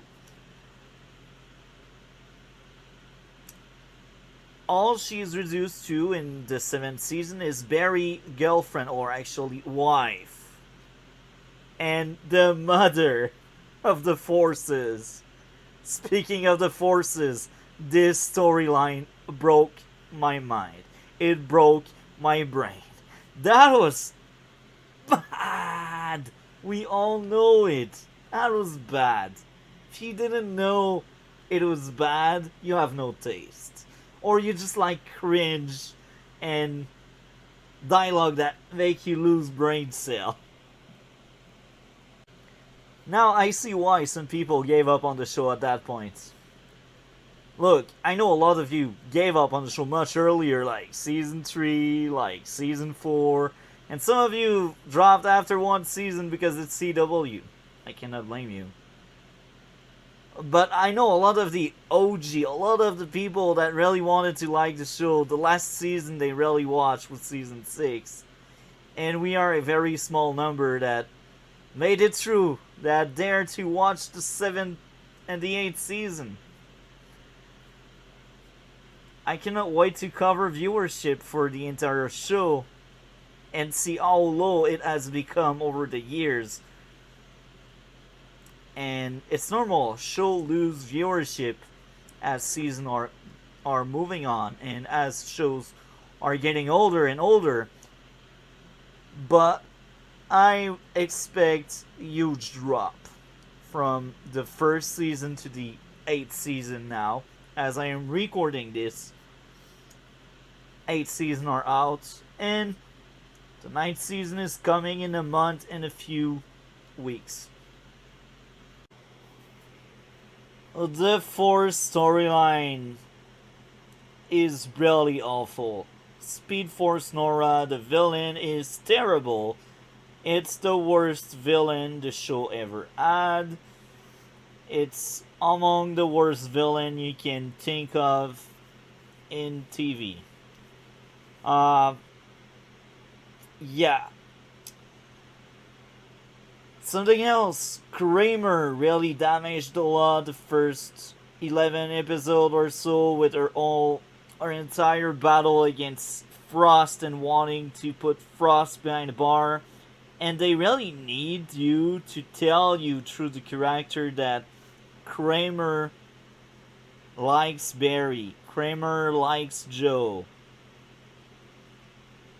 Now, that could be interesting if she could show something through dialogue or through her action. But it's not the case. People need to say what she feels toward them. And this is proof of bad writing. You don't need words. You just need to show. This is TV. It's not that hard. She was not trusting Barry or Joe judgment. She had respect for them, but not really. Not really. Because if she had just a little bit of respect for them, don't you think she would have dropped the Frost case? Because both Joe and Barry were telling her Frost has changed. Frost is someone else. But no. Kramer need to hold her ground where she is. She is a terrible character. Having Cisco on the field undermines him taking the metahuman cure. Having Iris at Star Labs most of the time undermine her creating the citizen journal or something with Allegra and Camilla in season 6. I want Iris to do reporter duty. She's not. She's at Starlab chilling. Sometime off screen, she investigates, and on screen, she showed the result of her investigation. This is how lazy the writing for Iris' storyline is. Now, I'm not the biggest fan of investigation stuff, but she's a reporter. This is part of her character. I'd rather watch a boring scene with her doing some research with her computer or something than seeing her at Star Labs giving order or speaking about making plans to stop villains. Now, another issue. 75 to 90% of the villains were talked down in the entire season. I think the only villain I could remember, actually two villains that were really stopped by strength, were Chilblain and Godspeed. The rest of the time, you talk down to the villain, the weekly villain, because this is what you do. With Rainbow Raider, I could understand, but Abracadabra, it was ridiculous. The Forces, it was even more ridiculous. Don't get me started on the Forces and their dialogue. It was so awful to watch and hear. The more I think about this season, the worse this season gets. It's still better than 5, but it's really bad. I want more CSI Barry. This is good material when you see CSI Barry, because this is part of his character, and this gives season 1 and 2 vibes. Because in season 1 and 2, he was doing CSI work. So props for that. We got more CSI work this season than what we had in season 6, 5, 4, 3. Is it enough for me?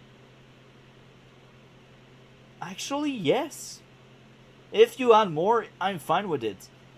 But if you keep that amount of CSI work, I'm fine with it. Because we know Barry is a brilliant, a very smart one.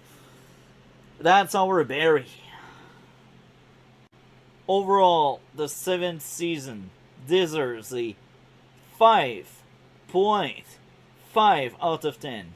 It's actually worse than the 3rd season. And I didn't thought I would say that, because I looked back at my tier list, and season 7 episodes are most likely higher than the 3rd season episodes. But here's the thing.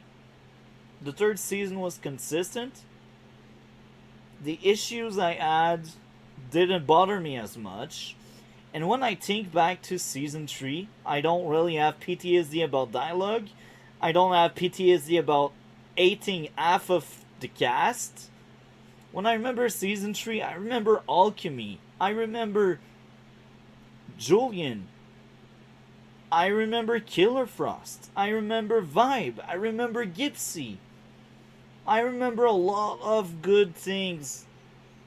When I think back about season 7, I don't remember that many good things. Individually, the episodes are more entertaining. But the overall season is much worse. It's much worse. Even if you're entertaining, that doesn't mean you're good. The Flash is popcorn flick now. It's dumb entertainment. The joke don't even land anymore. When they try to make jokes, of course. Sometimes they do land, but other time it doesn't land. Now the jokes, the worst joke were in season 4. But when I think back about season 4, outside of the weird jokes and the Tanker being a kind of boring villain, season 4 wasn't that awful. Season 4 was actually better than season 7. And I'm sad because season 7 has a lot of good things in it. But the showrunner and the writers, they are talented enough to ruin their own scripts. I don't know how they make it, but this is what they do. This is how I feel after watching the 7th season. This was painful. Even Diggle, it wasn't that amazing. And Cisco leaves, but he comes back 5 episodes later for the season finale. Chester is good, but he's not Cisco. I will miss Cisco. I look back, I miss Cecile, 3rd season. When she was a recurring guest. When she appeared in 5 episodes in a 23 episode season instead of 15 episodes out of 18. I have nothing against the actress. It's the material she is given. She is pointless. She doesn't belong in the show. Sometimes she is there because she's the MacGuffin. She is the key to everything. And this is her character trait. Sometimes she gives pep talk when character need pep talks. But Joe pep talks are always better because for some reason, they are able to write better dialogue when it's Joe. They're like, we got the best actor in the show, so let's give him good stuff so he's not leaving. Oh, wait. In season 9, he's a recurring guest. Look. Joe. I barely talk about you because you're good, but I feel like you're a recurring guest now. Because everyone gets so much more filler stuff than you. He did step down as captain. And this was sad because now it's Kramer, the captain. She doesn't fit the captain role at all. She doesn't. She's not a good cop. She's blinded by her vengeance or vendetta. Because her vendetta defines her entire character and her career as well. Kristen Kramer, you were a mistake.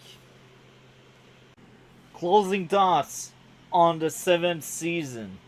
Because I actually forgot to mention this. Godspeed is just like Zoom. Minus the scary factor. Minus the good writing. We got discount Zoom. And instead of being purple/blue, he is white.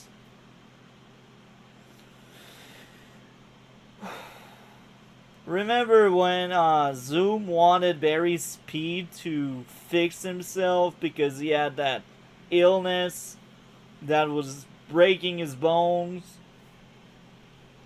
It was also depending on velocity drugs.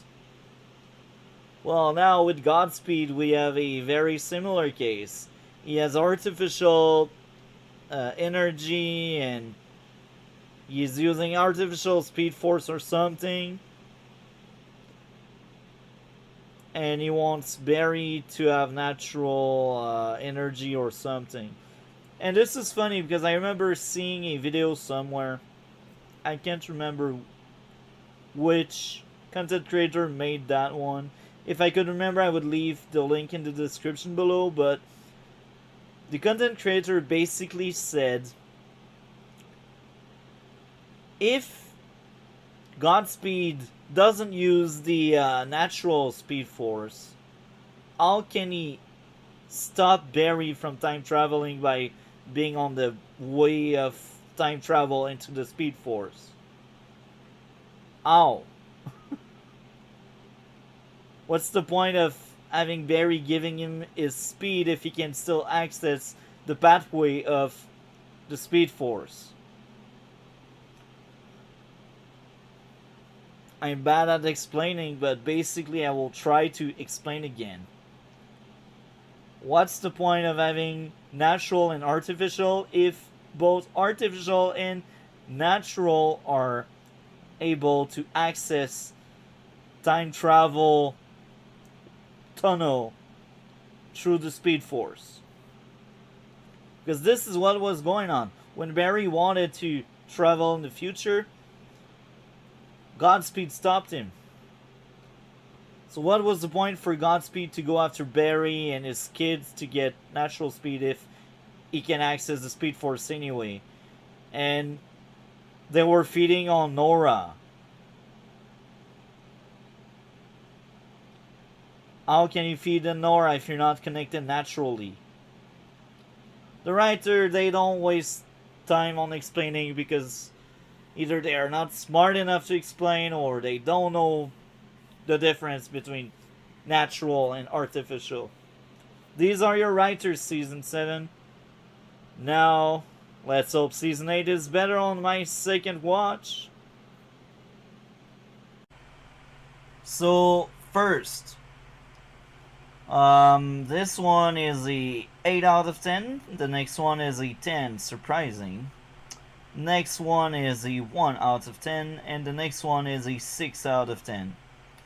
It's pretty good, but I miss the old characters and baddies. I can say it's better than 5 and 6.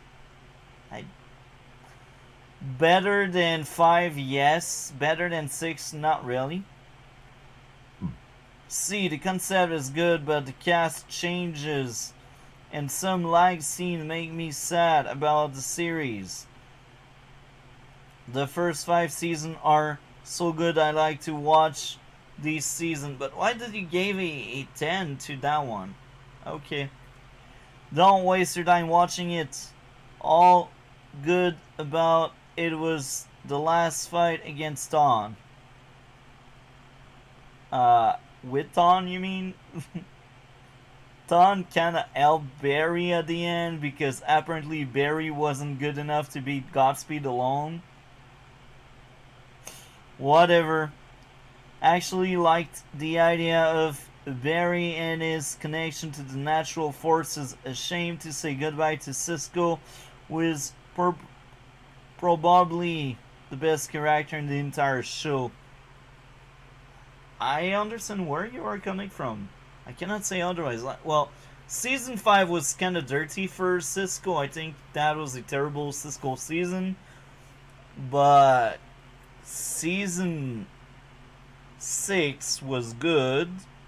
Season 3 was decent. Season 2 was also decent for Cisco. I think the only really bad season for Cisco was 5. 4 it was average. Based on what we read, people are not really on board anymore. I see some dots connecting on why people stopped caring about reviewing the show on Rotten Tomato. Just saying. So here we are. The first 6, no 10 out of 10. The first one, 6 out of 10. Second one, 1 out of 10. Second one, or I should say, third one, 4 out of 10. 4 out of 10. 1 out of 10. 7 out of 10. All over the place. But more negative than positive. The Flash Season 8 is a nice beginning with a nice end, but the middle is god awful and it makes for a pretty mess season of television. I agree. The villains are pretty okay, but nothing more. A terrible try of making a story. This should end since, I don't know, 2017. That was like season 4? I think that was season 4.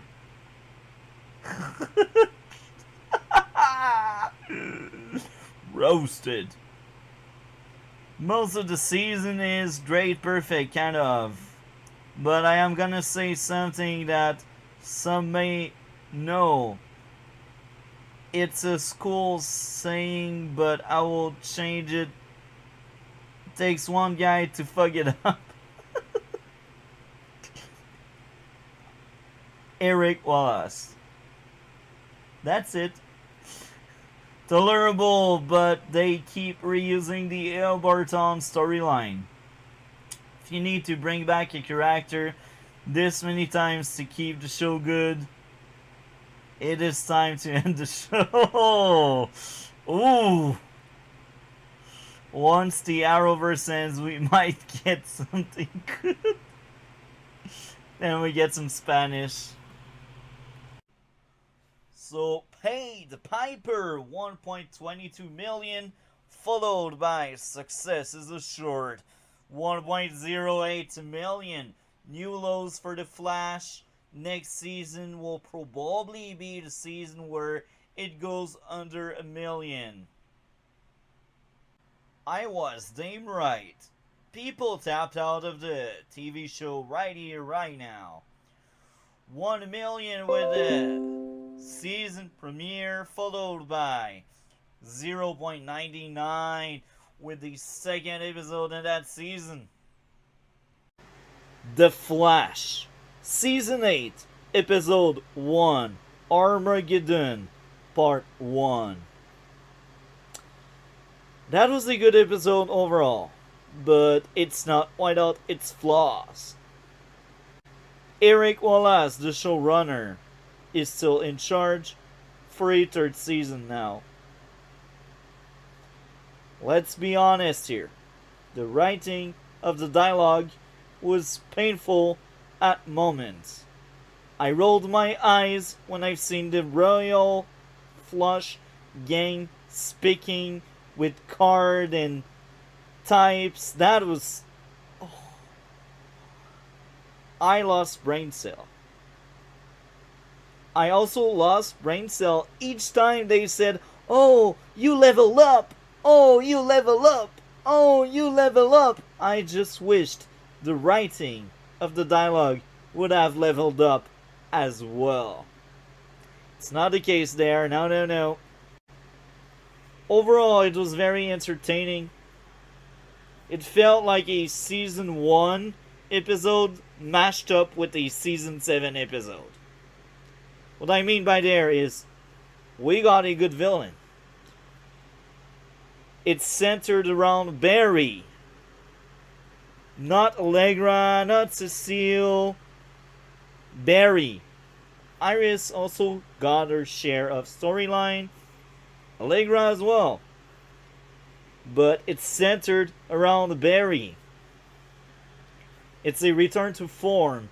But here's the thing. It gives season 1 vibe, but season 7 vibe as well. And you all know at that point that season 7 was the second worst season of the show for me so far. Maybe season 8 will be worse. I can't tell. It's my second time watching the 8th season. I did watch it once in the past when it was airing, and that's it. Now it's my second time watching, so I really hope I will have a better experience. I hope. Now, enter Iris' leadership. The subplot that kind of bothered me a little bit. She is not a good leader. She plays someone that lacks experience in charge of a team with more suited people around to be in charge. Even Allegra herself tells Iris she's not ready. You don't place someone in charge if that person himself is not ready. Bad idea. The fact that she thinks Allegra should be around, I think, is only for writing purposes, because they want you to see, oh look, Allegra has somewhat of a storyline this season, and this is true, she actually has a storyline for once. But here's the thing, it feels forced.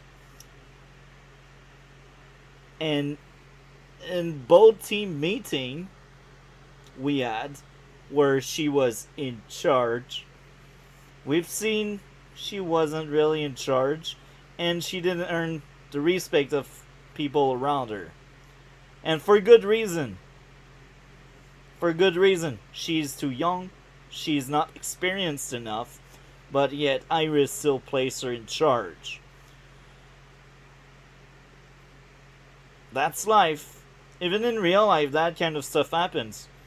And it's bad for the person in charge, because that can affect self-esteem at some point. But this is another discussion for another topic. So, I said it was a good episode. Ray Palmer was great. At last, we get a good villain. I think Despero is the best villain we had since Season 2.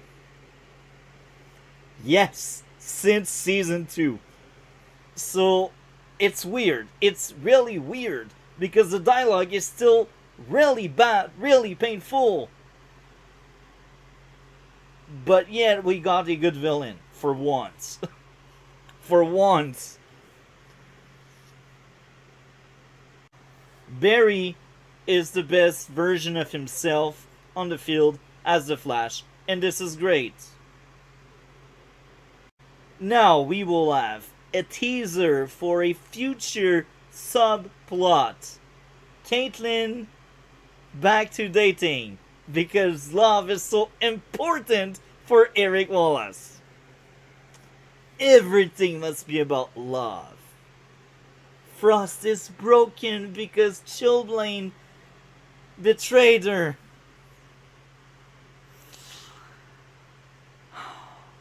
Why?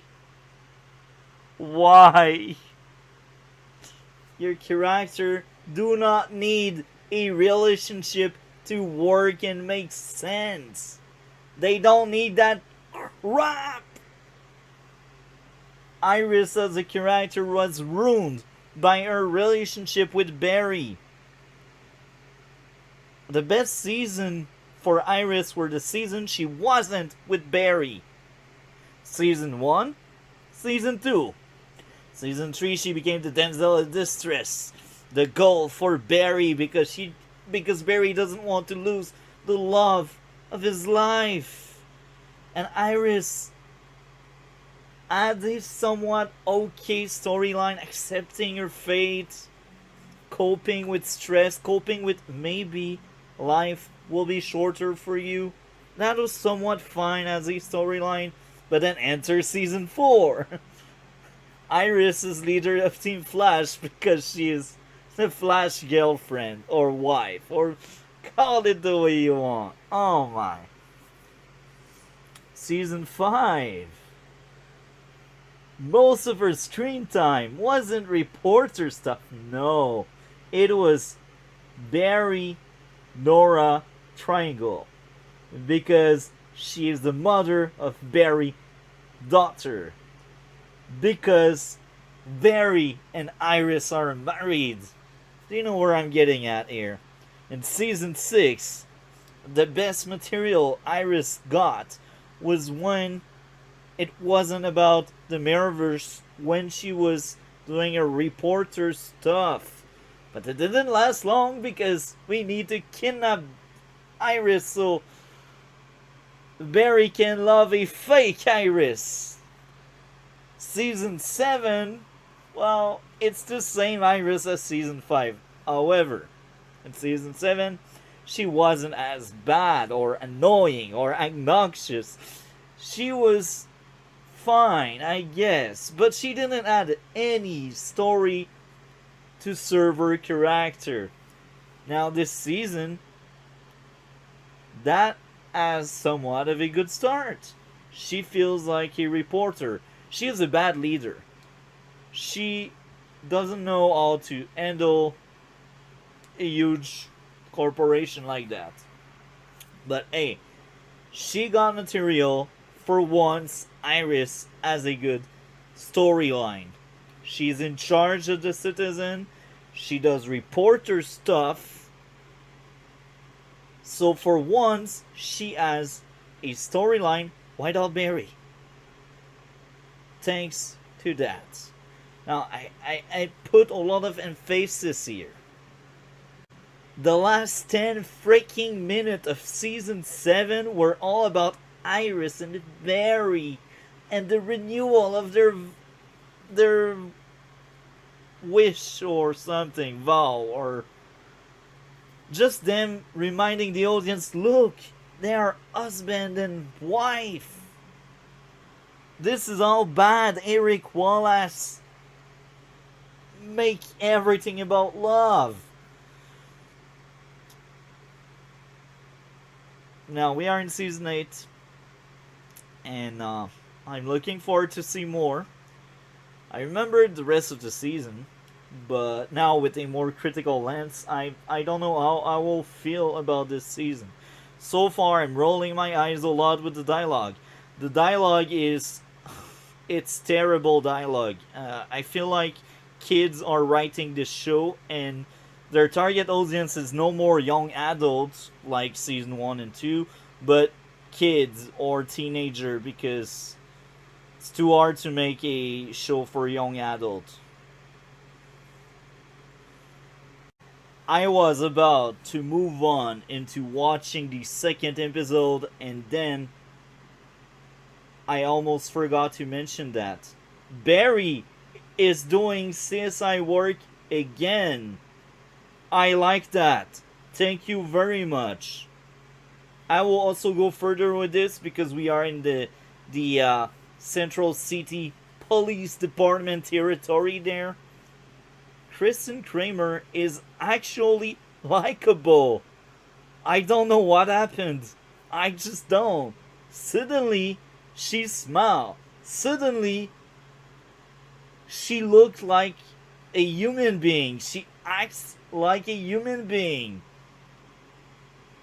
Wow.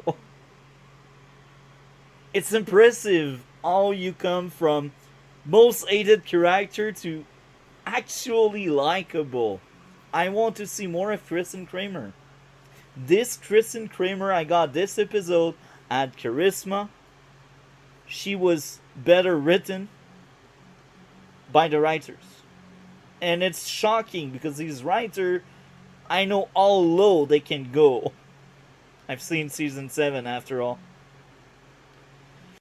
I feel like they realized after maybe rewatching or listening to other people speaking about season 7, maybe the writer realized how poorly received Kristen Kramer was, and they were like, how do we fix it? And they fixed her. I just wish they were fixing more than just the characters, but that's a good start. Let's give them credit there. That's a good start. Next thing you need to fix is the freaking dialogue, but it's very sad because it's a bit too late as I am recording this. Season 9 has already started production. They are maybe 5 or 6 episodes in already. It will air in a month and a half, so it's a bit too late. But if they ever see this video, they're writers of The Flash and future TV shows or movie, if you get any. Work on your dialogue between character. This is essential, otherwise people will laugh at your show. Very simple. Now, I did speak about joke not landing in season 7. Right now in season 8, it's a mixed bag. Sometimes it's it, sometimes it's miss. Sometimes it works, other it doesn't work, which is normal with humor and funny stuff. The Flash had always that cringy approach to humor and funny stuff and jokes. Even in season 1 and 2. But in season 1 and 2, we also had really good jokes, really good dumb fun. But then as the season get on and as the show became bigger and bigger, or worse and worse, depending on your point of view, the joke were no more. Here again, one last thing. I feel like I already said one last thing, but one last thing. Plot armor. Barry, man, Barry, he get thrown across a room, destroys glasses, and fall on the street. Still able to move and fight. I know he got speed healing. I know it, but plot armor is crazy for the spectacle. They want this fight to be impressive. They want to show you how strong this Sparrow is. And I'm fine with that kind of villain, but here's the thing. Barry should have died. But then the fight keeps going in the street, and he gets thrown into a car. Barry should have passed out there. I just cannot turn off my brain when I see character with plot armor. I understand he has speed healing, but he got some crazy hit there. He took these hits really hard. Like, if he breaks glasses and he fly across the street and then crashes, it will damage someone a lot. It's like moving at super speed but then crashing into a wall or a ground. They even say it. If you cannot face properly, you can end up splat and crushed because you're moving too fast. But they forget that kind of stuff happens when they are doing fights with super speed, whatever. Plot armor. Huge plot armor on Barry. Regardless, the fight with the Sparrow was good, but the plot armor was crazy and really high. I am just done watching the 5-part story called Armageddon, the Flash 8th season. Now, I already mentioned many times the dialogue is terrible. Well, nothing changed. The dialogue is still the biggest sin of this season. My ears are bleeding when I hear them speaking about leveling up, speaking about love, love, love, love, love. He's so obsessed with love. I feel like he is a 12 years old that just found out love exists. Eric Wallace is not the right person in charge, but hey, he is in charge. What can I do?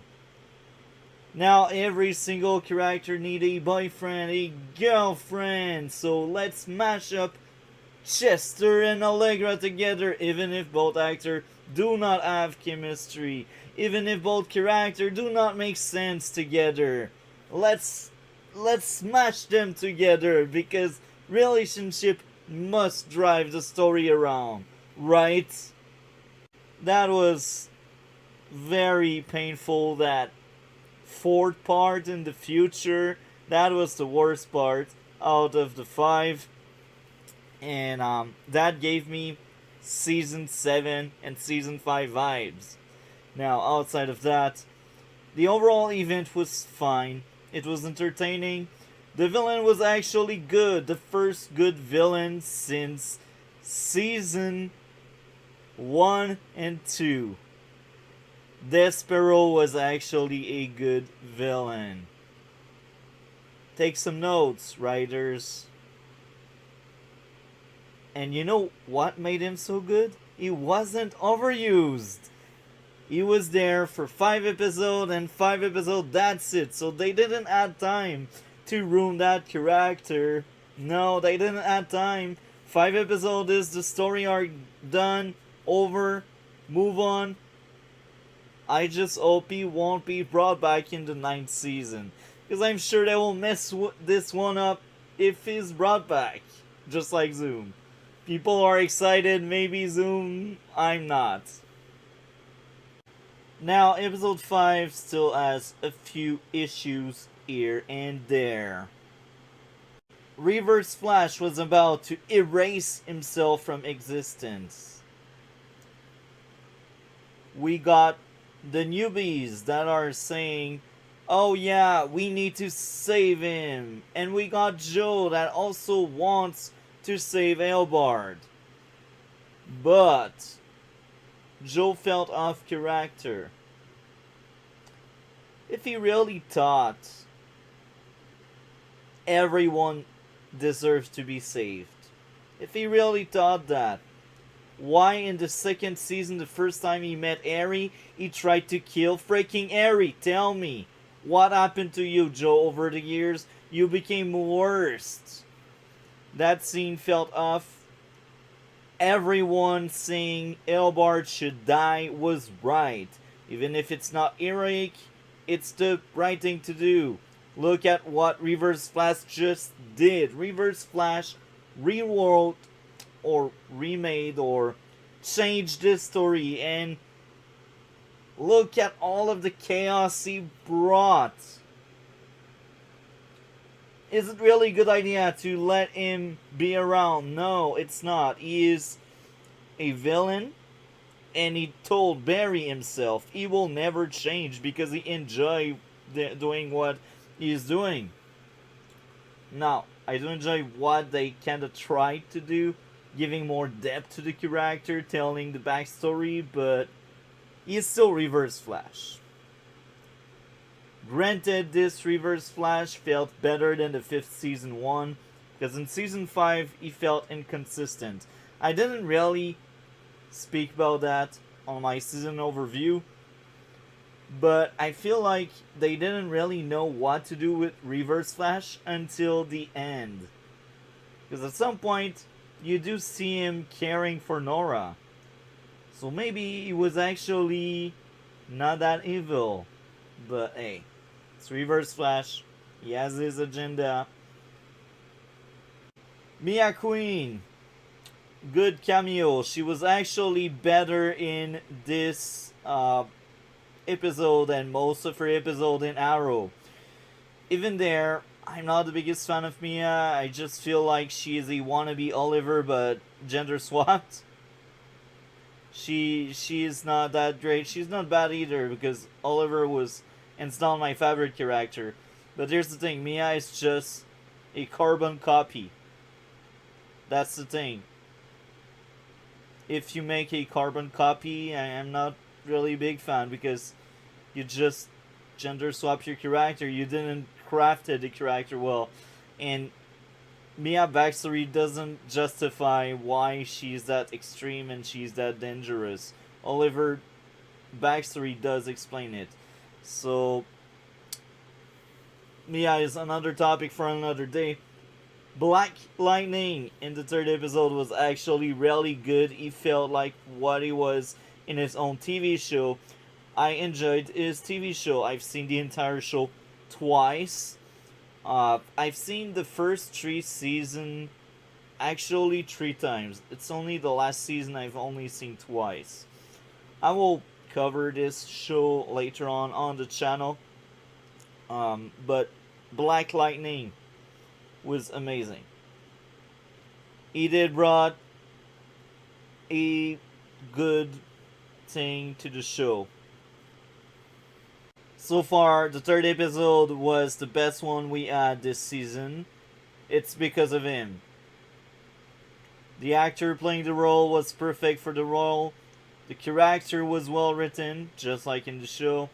So, nothing to say there. Cecile, a lot of emphasis was placed on her.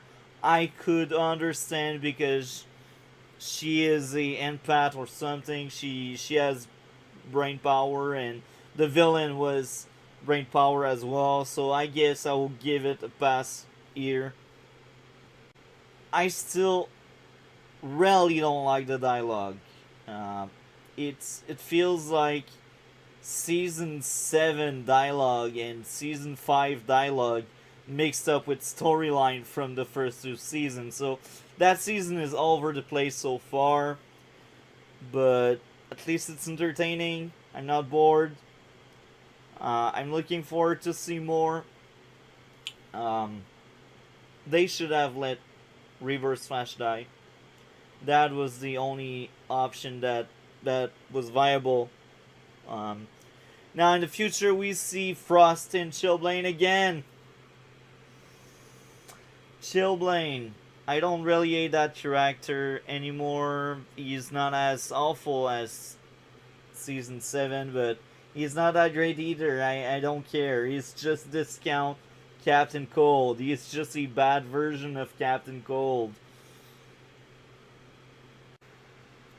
For once, Iris being in charge when Barry fought Despero in part 5 made sense because she was the oldest or the smarter character, the more experienced character. Damien Dark, Drake character.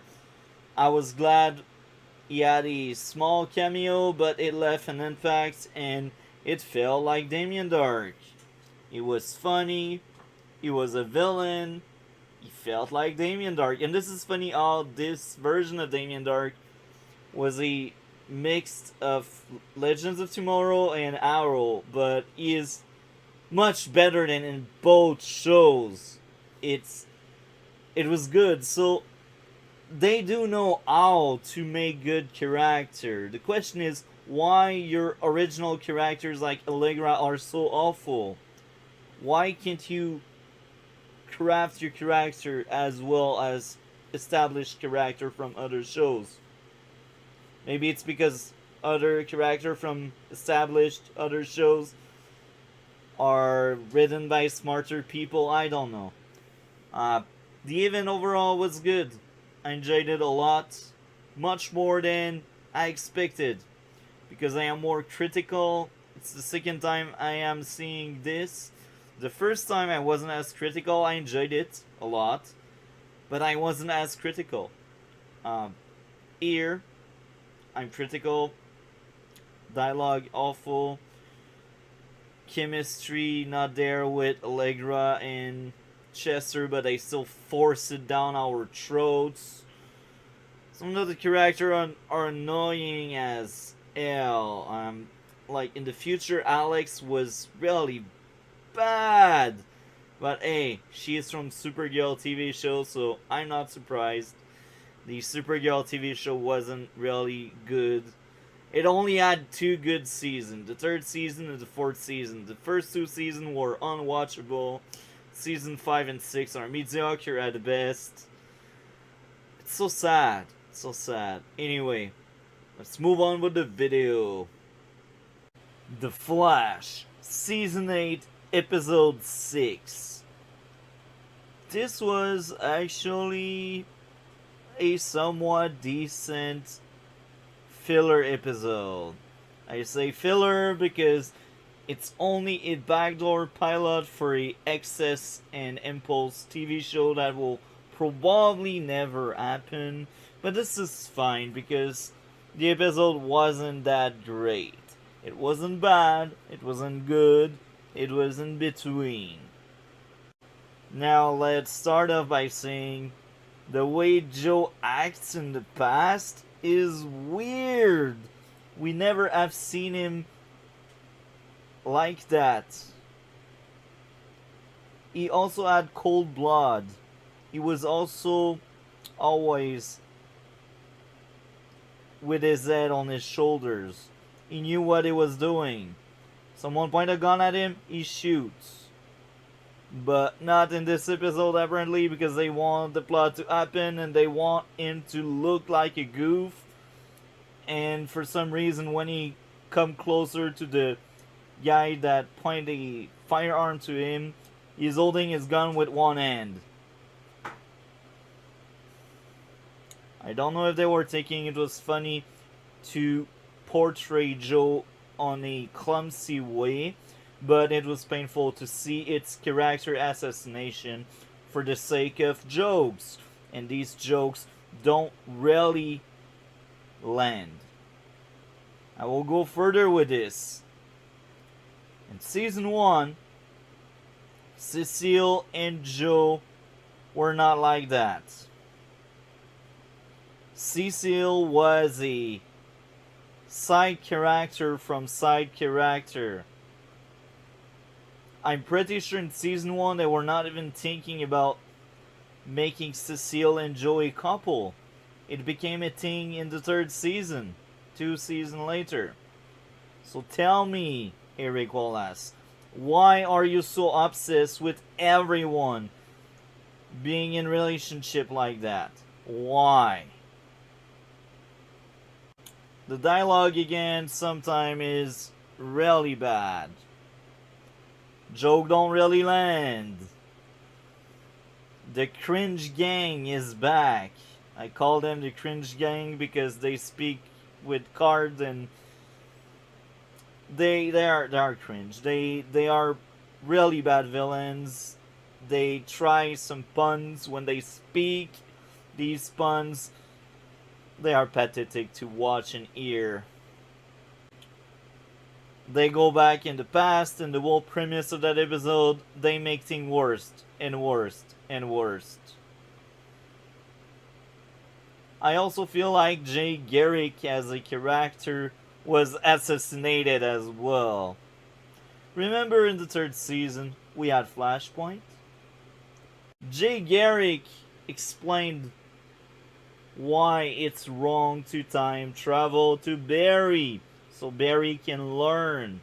When you break something, even if you try to fix it, even when you fix it, you can still see the cracks. There are still side effects for your time travel. But at the end, all Jay says is, "Congrats, now I'm alive."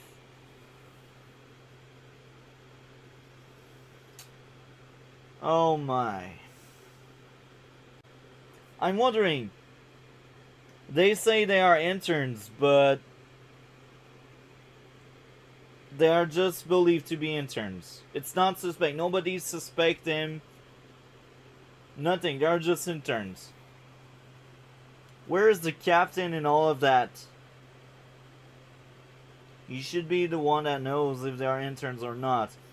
Anyway, episode 8 was enjoyable at best. It was entertaining, I would admit it. But you can tell it's an Eric Wallace TV show. Now, it's not the worst episode around, but it's not the best. And I repeat myself here, but I really need to place the emphasis on how they portray some character and how it's poorly done. It's so sad to see Joe being turned into a joke. Among the filler episodes in the entire TV show so far, I think this is one of the best. But it's still a filler episode, and I will also ask you, Ryder. They did blur around. They did streak stuff before the Flash was a thing. Isn't it creating another Flashpoint? There's now more meta, no meta are a thing now. Earlier, the Flash was spotted before the Flash was really born. Do you see where I am getting at? I hate time travel. This depiction of time travel in this episode was among the worst. It was better than season 5 for sure. And it was better than season 7, but it was still very bad. I miss season 1 and 2. I repeat myself there. This episode had season 1 and 2 vibe, but it was made by people not as good as the writer in charge of season 1 and 2. So this leaves us bad characters and bad dialogue. This is better than what we had in the last 4 seasons or so, but this is nowhere near as good as the first 2 seasons. Enter a second filler episode in a row. Season 8, Episode 7, Lockdown. As usual, Goldface is only worthy for these filler episodes. Outside of the bad writing we get almost every week since Season 7 started, we got a subplot all about Frost Love Life. All about Caitlin Love Life. I'm rolling my eye just to think about that. When I think about it, I'm like, what did I just watch? I will be honest, I skipped all of these scenes because they are bad. Why, Eric Wallace? Why are you obsessed with that? Did you hire a team of writers that only add love once in their life and they think that's the only thing that matters? Dialogue as bad as usual.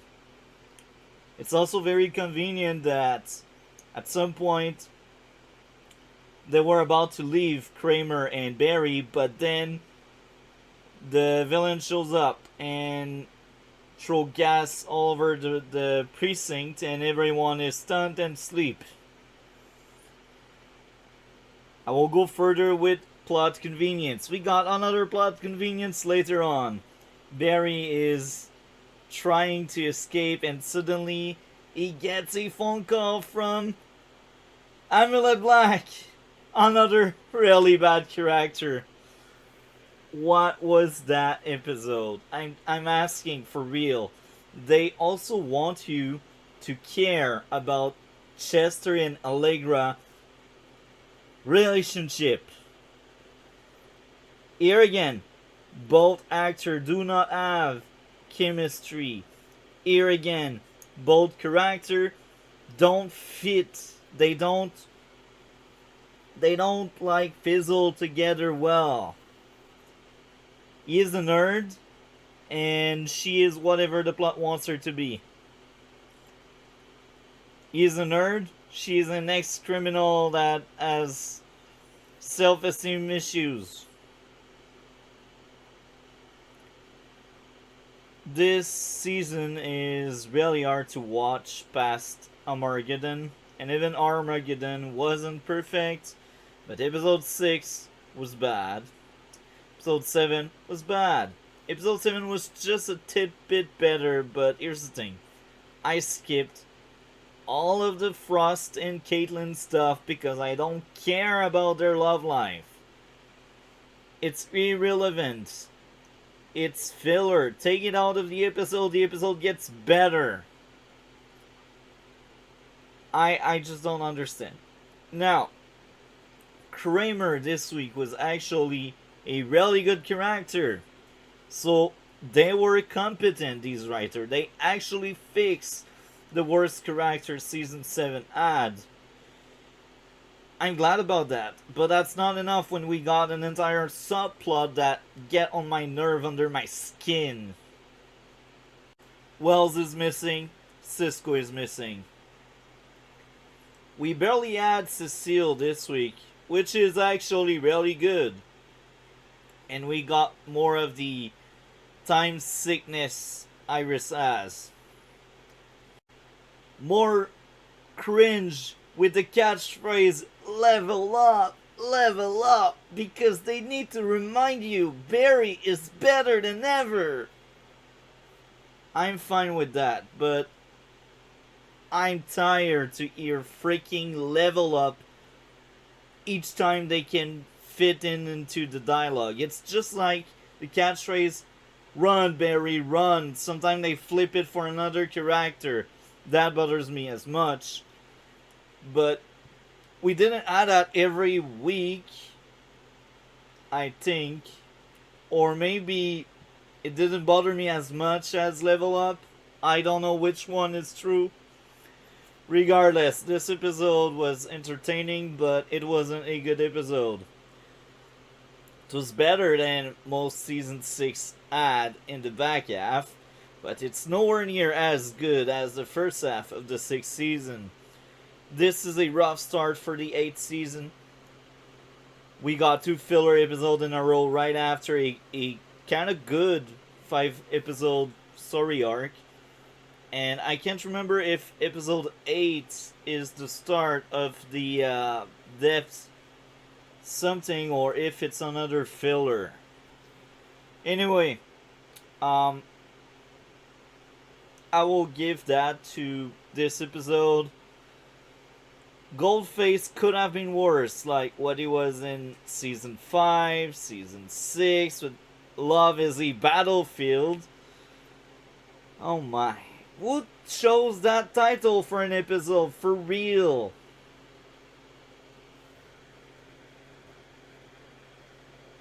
I feel like they really want a younger audience than the first 2 seasons. They also hired different writer, and these different writer, they don't care about good storytelling. They don't care about good dialogue. We got the proof with the last 2 seasons. Season 8, Episode 8 of The Flash. That one was a weird one. I will admit, the dialogue wasn't as awful as previous weeks. But here's the thing. The characters are not really good. The storyline are not really good. I will go further with this. Everyone against Barry. And Barry was freaking right. Nobody trusted him. Okay, whatever. I enjoy Iris' role. I enjoy that she has a story of her own outside of Star Labs. It's a good thing. But here's the thing. We got many scenes with Allegra, and I still don't like the character. I don't know if it's the actress or the writing or the material she's given. I don't know what's wrong, but I didn't care. I almost skipped every scene where we had Allegra speaking to her annoying co-worker. She's not a good leader, and Iris either. Yeah, that was really bad. So, because she's supervisor, Allegra should tell or should mentor someone older or at the same age as her. That feels weird. Really weird. That storyline feels forced to give something to do to Allegra. Simple as that. It didn't work with Barry's storyline.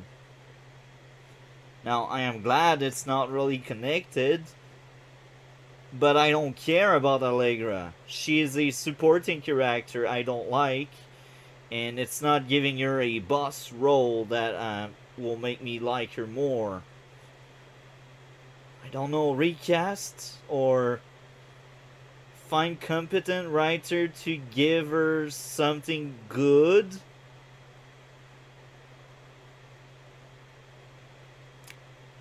It's just weird. Cecile in season 6, the whole reason why Allegra met with Team Flash and the others was because Cecile scanned Allegra's mind in season 6, and Allegra was part of one of Cecile's case, and now apparently Cecile work ethic says no more mind scan of clients or other people involved in my case. I understand, but here's the thing. Past storyline proved that she doesn't have that work ethic. And she has it this time around only for the plot to happen. So Cecily's character is all over the place. She's not really consistent. And Chester, Chester, Chester, I want more of you. Get rid of Allegra. I don't need Allegra. I want more Chester. But that being said, even if the dialogue is not as awful as previous episode, it's still not on point. I miss season 1 and 2. Now, Barry did some good investigation stuff, some good CSI stuff. So that aspect, Barry's storyline this week was great. It felt like season 1 and 2. A return to form. But then you get the Allegra stuff with a co-worker I truly hate even more than Allegra. Can you just reduce Allegra's screen time? I'm so done with that character. I feel like the more you want me to like her, the less likely I will like her. There's a lot of like here, but that's how I feel. The more you push and force down my throat that character, the more I will hate her. I hope in season 9 she will be better, because I know she's not going anywhere because Eric Wallace, the showrunner, created her. So I know for a fact he will try his best to give her lots of stuff in season 9. Just fix her. It's a bit too late because as I am recording this, they are probably into episode 6 or 7. So the season is already over, but that's just me hoping a lot. I don't want to repeat the same thing over and over again. Eric Wallace, you don't belong in The Flash.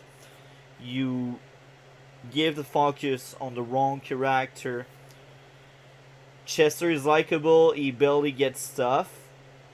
Allegra is unlikable, she gets maybe 10 to 15 minutes of screen time in a 14-minute episode. That may look and sound like a small amount, but in fact, this is long. This is long when you don't like the character. Now, I will admit, the weekly villain this week was much better than the first time he came in. I believe it was like season 4 or 5. It was around. Did a lot of villainous stuff. I think it was season 5 actually. Anyway, the fact that his son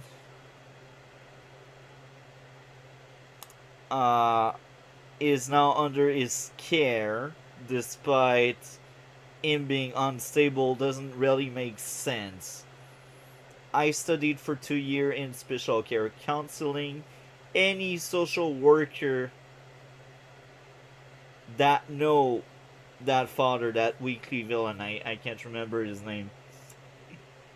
Anyone on the case would not let full custody of a minor to someone like that. He has anger issues, he is an ex-convict, even if he's the only person around. With everything he did this episode, even if he wasn't a villain, he still did crimes. He still showed how unstable he is. Any social worker on the case would just say, send that person to a foster family. The father is not suitable. I don't hate the father, but he is not a good father. He won't influence in a good way the son. As simple as that. Now, maybe in the USA it's different. Maybe in Central City it's different. But this is just me speaking as someone that knows a little bit what I'm talking about. Because I studied for 2 years in special care counseling. And I know good parenting and bad parenting. You can have goodwill. You can want the best for your child. But you can still remain a bad parent. even if you try to be great. The intent is important for sure. Even a bad parent can have the best intent, but it's not healthy for the kid. So, with that being said, episode 8 was okay. It wasn't the worst, it wasn't the best, it's somewhere there. I am just done watching episode 13 of the 8th season of The Flash. This was my second watch, and I will admit it was as good as the first one. This is clearly the best episode we had this season, marking the end of the second best storyline Eric Wallace was in charge of making. I still think Bloodwork was the best graphic novel Eric Wallace came up with. But this new storyline with Deadstorm was really good. And despite the flaws, the issues, I do think it had something in it. It was a good storyline. It was somewhat of a closure to Frost, Caitlyn, the past, people losing close ones. That was a really good story arc, but as I said, there are still a few issues here and there. I understand what they were coming for there, telling that Frost should be the one to take down the villain, and she would be the one dying after defeating the villain. Now, my main issue with this is the fact that the Flash didn't really defeated villains since season 5. Maybe we could consider Godspeed being defeated by Barry and the Flash, aka the Flash. But even there, Barry needed help from the Reverse Flash. So, Barry is OP. He is your main character. You should give him more material. Now, his storyline in this story arc was much better than what he had in Season 7 for sure. It was also much better than Season 5. But here's the thing. Barry is the main character, but it doesn't feel like it. It feels like the entire cast around Barry are the main characters. So, Caitlyn as a character got much more material than Barry this season. She's basically the reason why Deadstorm came. Frost got much more to do because she needed to understand who she was and she needed to take on the villain. Iris also got a bit more, I guess, because she struggled with something she cannot control. She endangered people, and she suffered from the loss of Eddie in the past. Even Sue actually, she didn't got that much things, but she's a supporting character, so it's fine. Sue was actually a great character again. Kramer was another great character, so I feel like now we got a better cast than what we had in Season 7. But here's the thing, Allegra is still around, and despite all the try, and despite all forced she feel into the story, she doesn't get any better. Take her out, the show is better. As simple as that. I could relate much more to Chester's storyline than Allegra, and it's just better. Chester is just a better character, I feel for. Allegra is just there to be there. She feels like a plot device, but yet she's forced into the plot. She's forced into other characters' storyline. And even her own storyline feel forced. She's the worst part of the show right now. And yeah, I really don't like the character. Uh, she's poorly handled. She is not needed. Now, the biggest edge Bloodwork had over Deadstorm is the dialogue. The dialogue were not as awful in season 6. I don't know what happened with season 7 and 8, but I feel like they are aiming at a younger audience. And the villain as well. Look, Bloodwork was a very interesting villain. He was actually really good. And Deadstorm feels like a freaking parody. His goal, finding love. As simple as that. Coming from Eric Wallace, it's not surprising.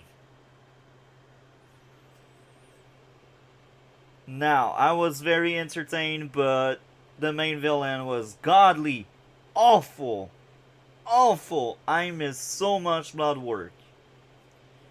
Barry is just there along for the ride, but he doesn't get any big material. The only thing he got from this arc is closure with his mother dead.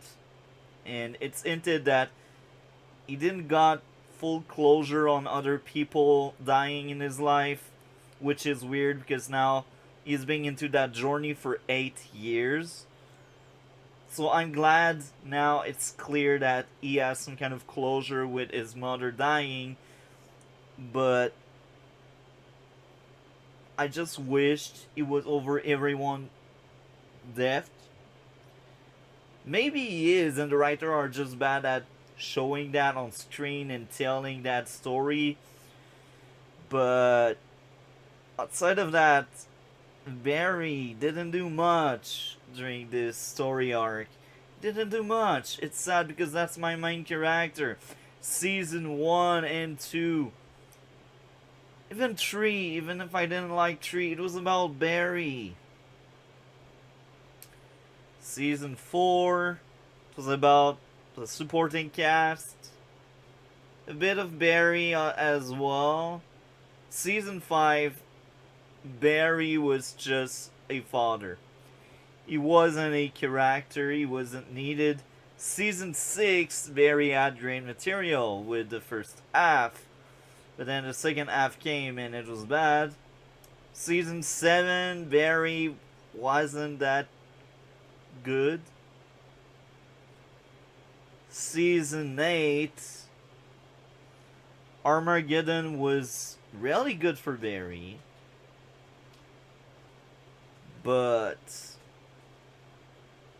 this last story arc, I feel like he should have given more material. I feel like it should be much more about Barry, because this arc feels like Caitlin and Frost were the targets, and it feels like Caitlin and Frost, that was an arc all about them.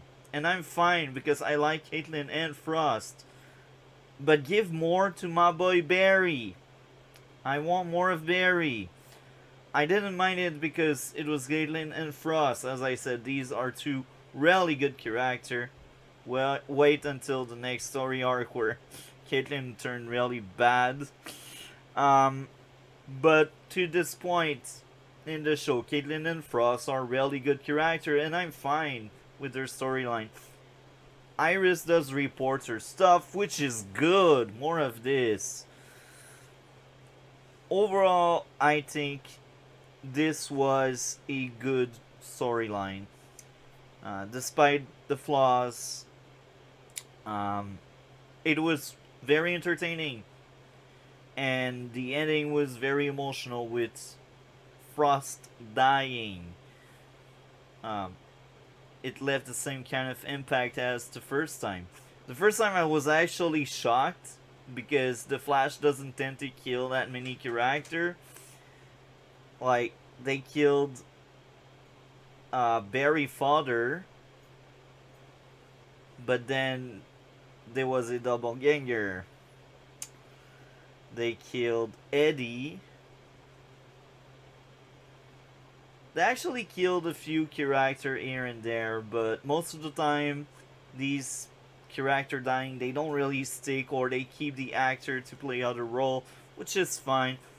But the fact that Frost died was surprising, and it was actually a good death. That was a good sacrifice there for the plot to happen, and how they deal with it in the next episode. If I remember correctly, that was a good story.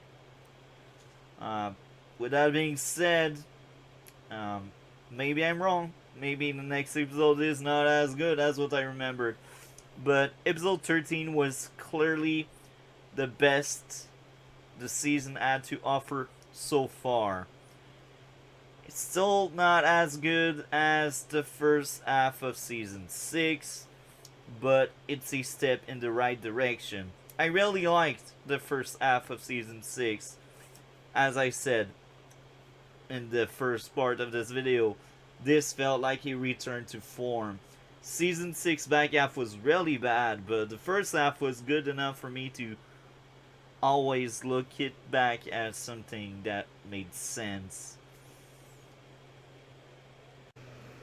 I remembered from my first watch that episode 14 of the 8th season of The Flash was the best episode that season. Now, after re-watching with a fresh set of eyes, after re-watching and taking a closer look with a more critical lens, I was wrong. This was a bad episode. Well, a bad episode. That wasn't anywhere near as good as what I remembered. It was much worse. And here's the thing. Episode 13 was actually the best we got so far.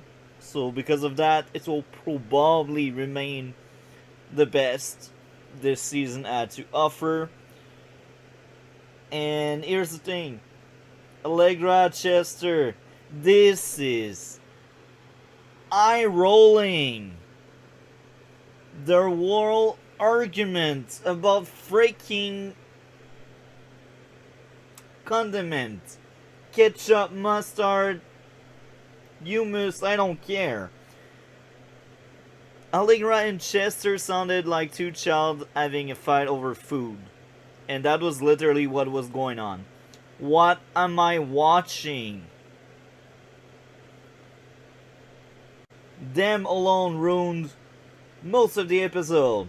Before their scene together, I had some small issues with some of the dialogue, but it was still worthy to be in the S+ tier. But then they fight over lunch. Because Allegra made the lunch for Chester with hummus.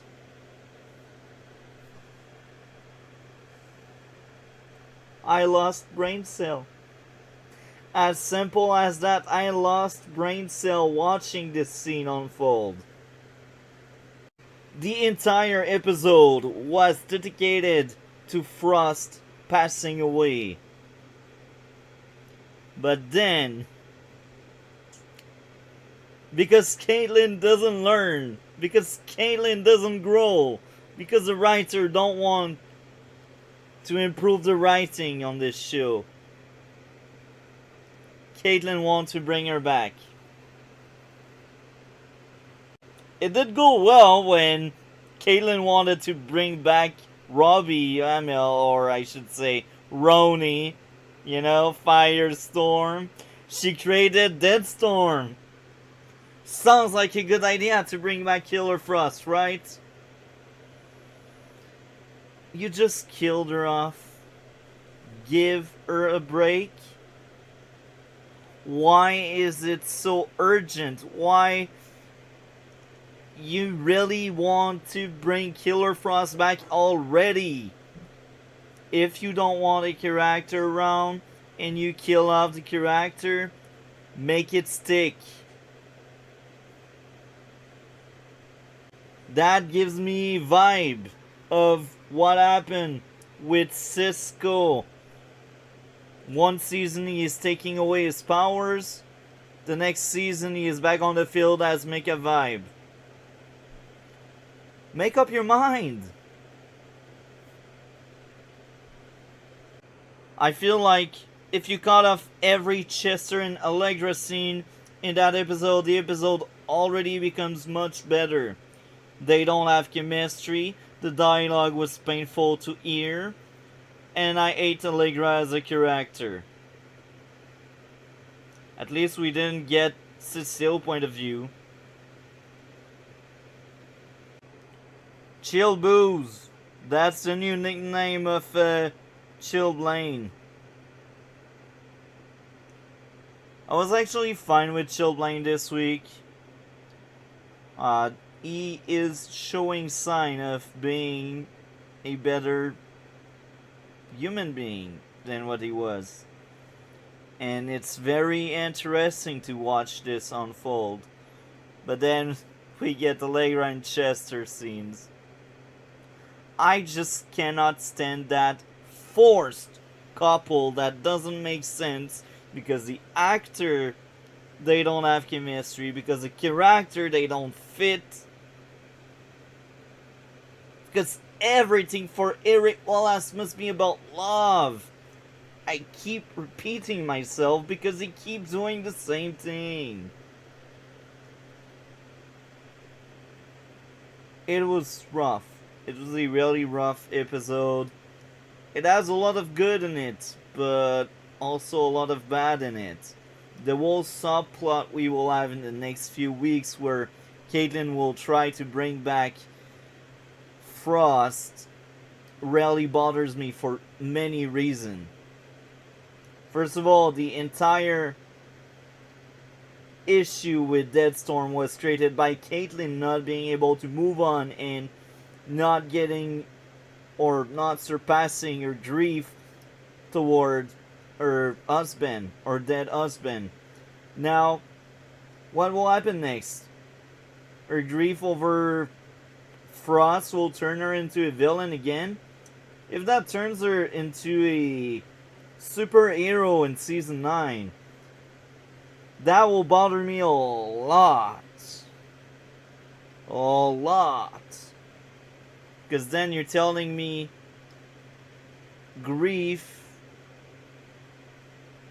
it's a good thing to just disregard, and not surpassing grief is the thing to do. But you need to surpass grief. But then if, because she cannot surpass grief, she becomes a superhero, you are sending the wrong message there. Now, I hope I'm wrong. I really hope that next season Killer Frost will be the villain. But here's the thing. I still hate the idea that Caitlin didn't learn from Deadstroke. Or Deadstorm, I should say. Wrong show. She didn't learn from him. She cannot surpass her grief at the start of the season. She cannot surpass her grief at the end of the season. That's Caitlyn character assassination for you. I will admit, they tried to give her material this season. But the material they are giving her is really bad. It's really bad material. I am actually surprised.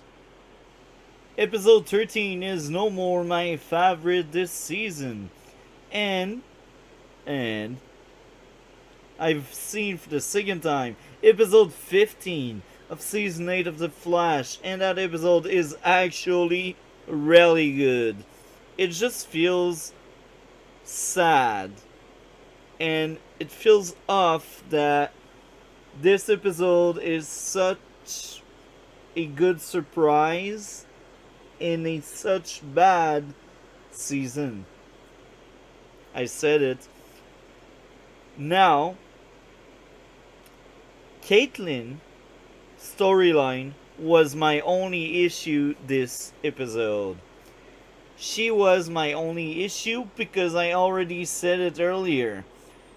It's really stupid that your character doesn't learn. Your character first storyline this season was not being able to move on with life,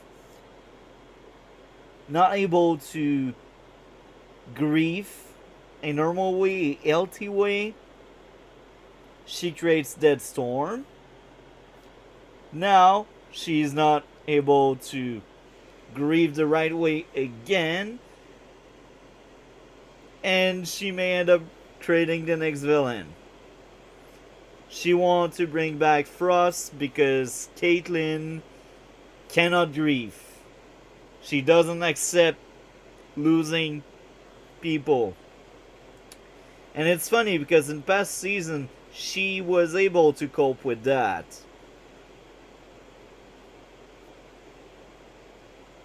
She is also a very smart scientist. So when you tell me she thinks it's a good idea to experiment on herself and to bring back the deads, it's even more stupid on a character standpoint there. I mean, she just had a bad experience. She brought back someone, and that someone ended up being a villain. Outside of that, episode 15 was really good, a really strong episode in a very weird season. This season so far has been all over the place. There's good, there's bad, but this episode was a standout episode. Now, I will admit it, I ate Allegra. But you already know that. I think this week Chester material was fine. Allegra wasn't as awful, but I still hate the fact that Eric Wallace wants them to be in a relationship when they don't have chemistry, when they don't make sense. I don't know if the actors get along on set. I mean, they don't have any chemistry. They don't feel like they could be a couple. It just doesn't fizzle there. And now that I decided to clip this for the video, I will speak about episodes 16 and 17. The two episodes I will skip this season. The first one is a filler where Barry grows older and older and older, and Joe realizes he is also getting older.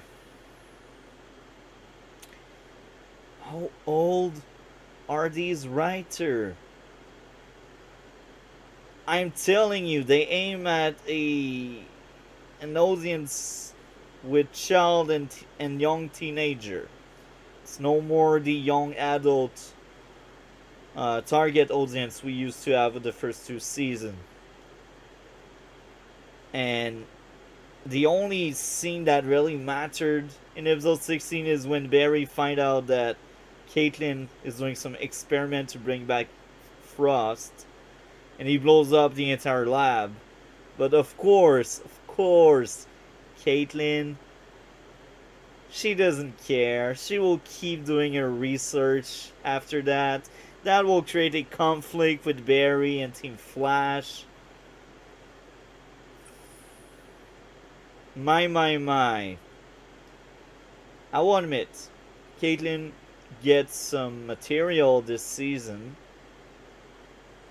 but it's not good material. Episode 17 is Allegra centered. And I ate Allegra, so there's no way I will rewatch this godly awful episode.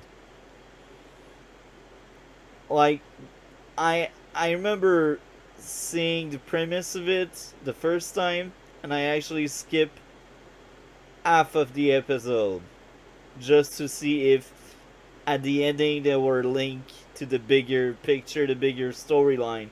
But no, episode 17 is a pure filler. So yeah, it's a pure filler about a character I hate. Why should I watch? Now, I'm about to rewatch episode 18 because this one should be better than 17. And yeah, let's do this. I am just done watching the last episode of the 8th season for a second time. Now, I'd like to point out to my first kind of major issue, I think. One of the inmates with mental power, empath power or something, the one that does telepathy, um, she was actually freed from Iron Knights because the plots wants her to be outside of prison, and then she got back into her cell at the end of the episode, but she's a freaking criminal, man. Doesn't make sense, but hey, this is the Flash, so let's bend the law and the rules just for the plot to happen. Now, as a villain, this new Flash or Reverse Flash, call it the way you want, was kinda bad. Each time we get to see Reverse Flash, he gets worse and worse and worse. The negative force were also kinda boring. They are even worse than Dead Storm. Or they are on par, actually. Here again, some of the dialogue was really weird. But coming from Eric Wallace's team, this is no surprise. The episode was very entertaining, but here's the thing. We got another kind of plot hole. They basically said the negative force started messing up with the positive force after Armageddon. But remember in season 7, Iris time sickness was a thing. So it's some kind of a plot hole there. The writing is all over the place, and the writer forgot when they first introduced the time sickness. Anyway, season 8 overall is just fine, I guess. At last, I am done watching for a second time the 8th season. Now, here are my thoughts. This was the best season since the second season ended.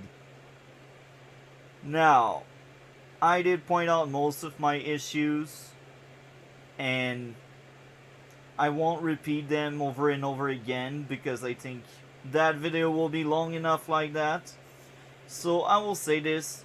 The first storyline, Armageddon, was good. The Dead Storm story was also enjoyable. It was a good one. The last story arc was the weakest of the three. It was also the shortest, and we had a lot of filler episodes here and there, and these are really bad. I kinda skipped them because I'm not interested to rewatch these really bad episodes. So season 8 overall was much better than season 7, just a bit better than season 6. I feel like season 6 first half was much better than anything season 8 did. Even the peak of season 8 wasn't anywhere near the first half of the 6th season. But overall, this 8th season was much more consistent than the 6th one. The 6th one has a really terrible back half. Outside of like maybe 2 episodes, but even if I give credit and chance, The back half of the 6th season was really awful. Don't get me starting with season 7 stuff. It's also better than 5. Anyway, I think the 8th season overall deserves a 7.5 out of 10. The biggest sin was killing Frost to then bring her back. Whatever, do whatever you want, but Caitlyn, she was really bad this season. We had that treatment, character assassination on Caitlyn. That was awful. She cannot overcome grief, she cannot grieve on a healthy way, and she creates one villain and she cannot accept Frost dying. Amazing. 7.5 out of 10. This is the grade I am giving to the 8th season. I think my second watch was a bit worse than the first one. I can't really remember what grade I gave the first time I've seen the entire season. But even there, I feel like I am gentle. And I am, because I know I gave like 7 out of 10 season 6. And just like what we said, it's just a bit better. Season 8 is just a bit better there. So we will take a look to the entire tier list I made. Season 9 is not out yet, so no episode from Season 9 are there. But yeah, we will take a look, and then I will change a few things, and we will take a second look to the list.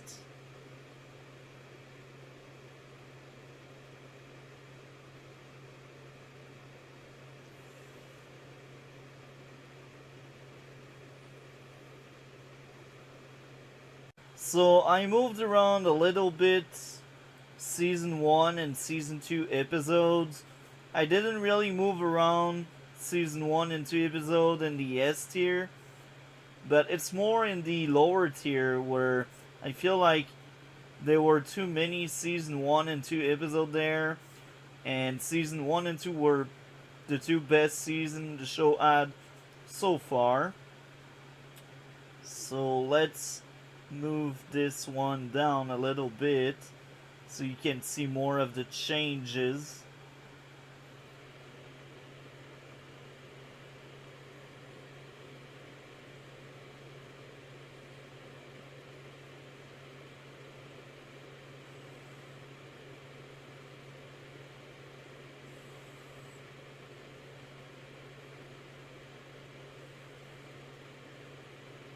Now we will do a stream eventually where I will go in depth with my tier list, and yeah,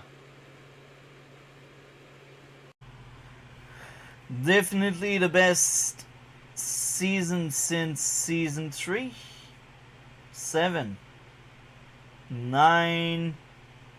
It is worth watching if you need to pass time because it is entertaining. I thought that season 8 of The Flash really hit me.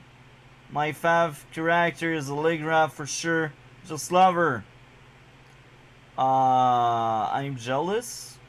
I wish I felt the same toward Allegra. She is a terrible character and I hated her guts. But I'm glad you liked her, you know? Man, it passed the time. Literally put it on during my work from home time and didn't miss any important scene. It's those kind of series where you can watch without watching. People didn't like season 8. It's no surprise that nobody watched season 9. So people are actually much more on board with the final season. I'm glad for all of them. 10 out of 10, 6, 10, 6, 10, 1. Another epic series finale of The Flash. It's the end of an era. love and great to see Eddie after 9 years later. Another previous villain wore the addition. I can't understand you, sorry. No coherence in the end, I agree. It's an absolute banger, so emotional, many cameos, and a lot of happiness to see the comeback of some of my favorite characters.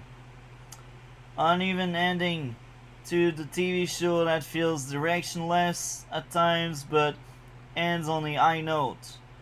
The plot bounces back and forth through the final episode, but thankfully it ends.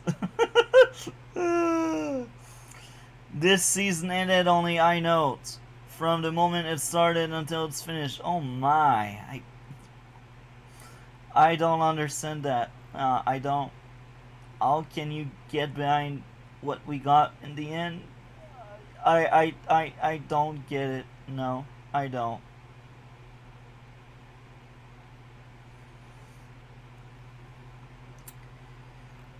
Grant was always incredible, as well as the rest of the cast. Hope that he will make a cameo in the Flash movie.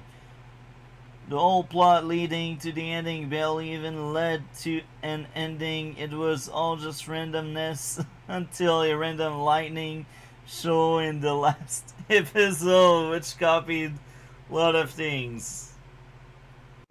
We get to the meat of a lot of people critique there. The Flash was great from season 1 to 3. Season 4 to 6 were good but not great. But season 7, 9 were mediocre. That's a 5 out of 10. Followed by a 6, a 1, and a 3. So the 6, the Flash season 9 starts off with a really mediocre first 5 episodes with the Red Death arc. And they had the audacity to put filler episode in the already short 13 episode. That's how I feel, that's how I feel. Next up, 1 out of 10. What a loser finale, Eric. Wallace should never be a showrunner on a superhero show again. I've seen that statement a lot, and I'm on board with you. I 100% agree. Eric Wallace hates the main character. He hated Barry. It's obvious he wanted everyone else to have the spotlight. It's the Flash. If you're showrunner for the Flash, you need to want to improve the Flash and not like supporting cast. I don't mind supporting cast when it's a good supporting cast, but Cecile, Allegra, I don't care about them. Maybe Chester, Caitlin, but in the last season we didn't even get Caitlin. We got freaking Keone, which is another Wallace character that didn't make any sense. What else? Iris, she barely got stuff. She was just there to be pregnant and be the love interest for Barry. So Eric Wallace, you want to make a romance show? You want to make a sitcom? Go for it. I'm all in for you. I'm sure you will be good at it. But you clearly proved me and a lot of people that you cannot write a good TV show that is about superhero doing superhero stuff, because you think that being powerful and having all these superpower is what makes it for a good character, which is wrong. Cecile was all powerful. She was stronger and better than Barry, but she was a trash character. I wanted to vomit because she is poorly written, poorly handled. Allegra, all powerful. She can stop freaking Reverse Flash. She is still the same terrible character she was in season 6. Chester, you left him to rot there. Chester is wasted potential. He should be the Cisco, but he's not, because he's reduced to a love interest for Allegra. Okay. So yeah, he ruined the Flash series. I agree. God, they nerfed every speedster villain. I agree. First three seasons were great, then the villain began getting dumber and dumber while the show progressed. However, I'm extremely disappointed with the last season. I'm not crazy. A lot of people are angry, some are glad. I'm glad for anybody that was glad, and I feel you if you were disappointed or left like there to rot because you like Barry and the Flash and you didn't get a proper ending for your show.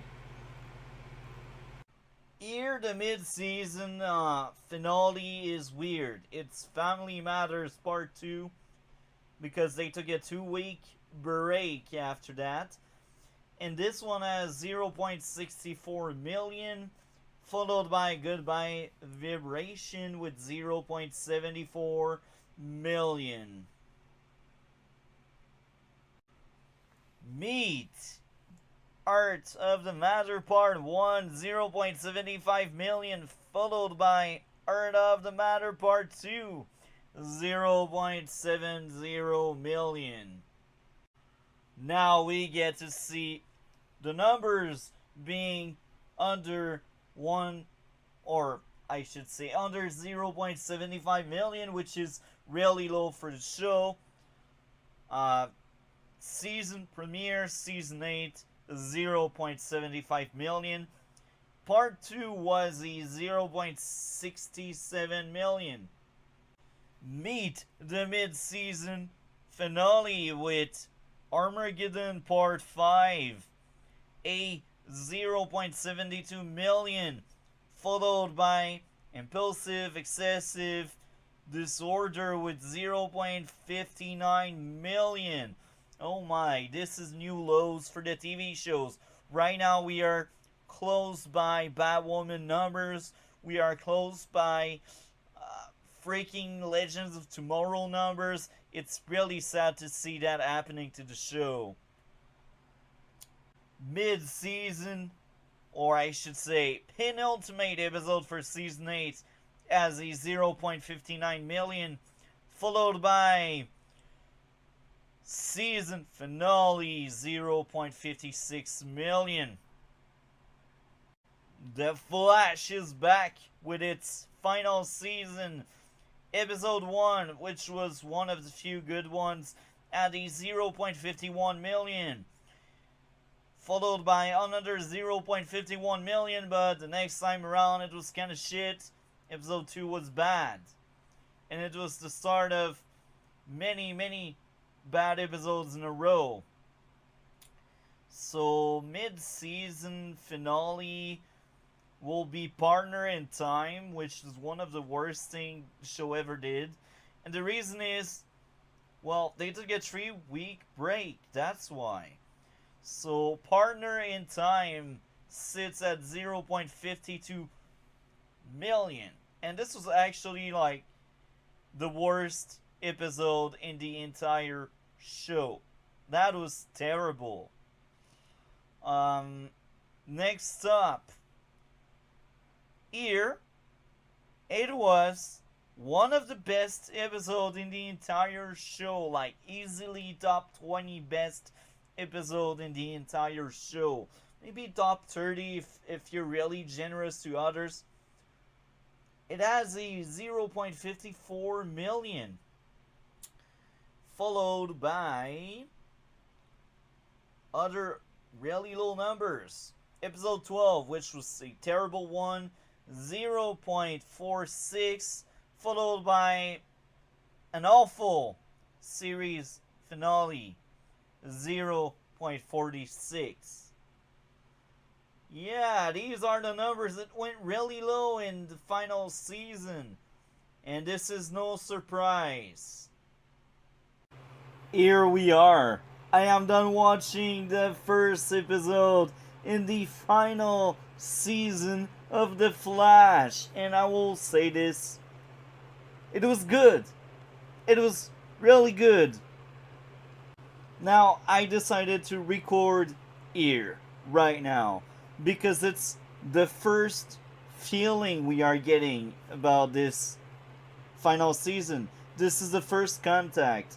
Now, I don't know if I will cover each single episode in this video at least. I do know in my Red Blue podcast we will cover every single episode. And as you are watching this, the Red Blue Pod already covered this episode a long time ago. With that being said, it was a really strong start.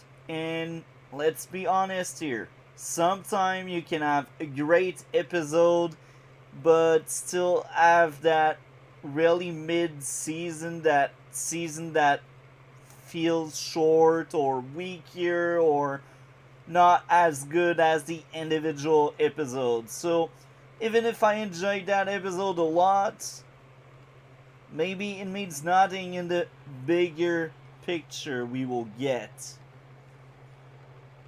So, in this specific episode, I had two issues, and these two issues together, they were enough to damage a lot the episode for me at least, and I will tell my grades once I'm done speaking about these issues and stuff I actually enjoyed and liked about that episode. Now, the first big issue, the terrible, terrible dialogue.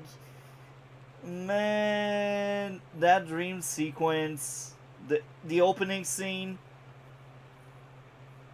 if you want to rewatch it, mute.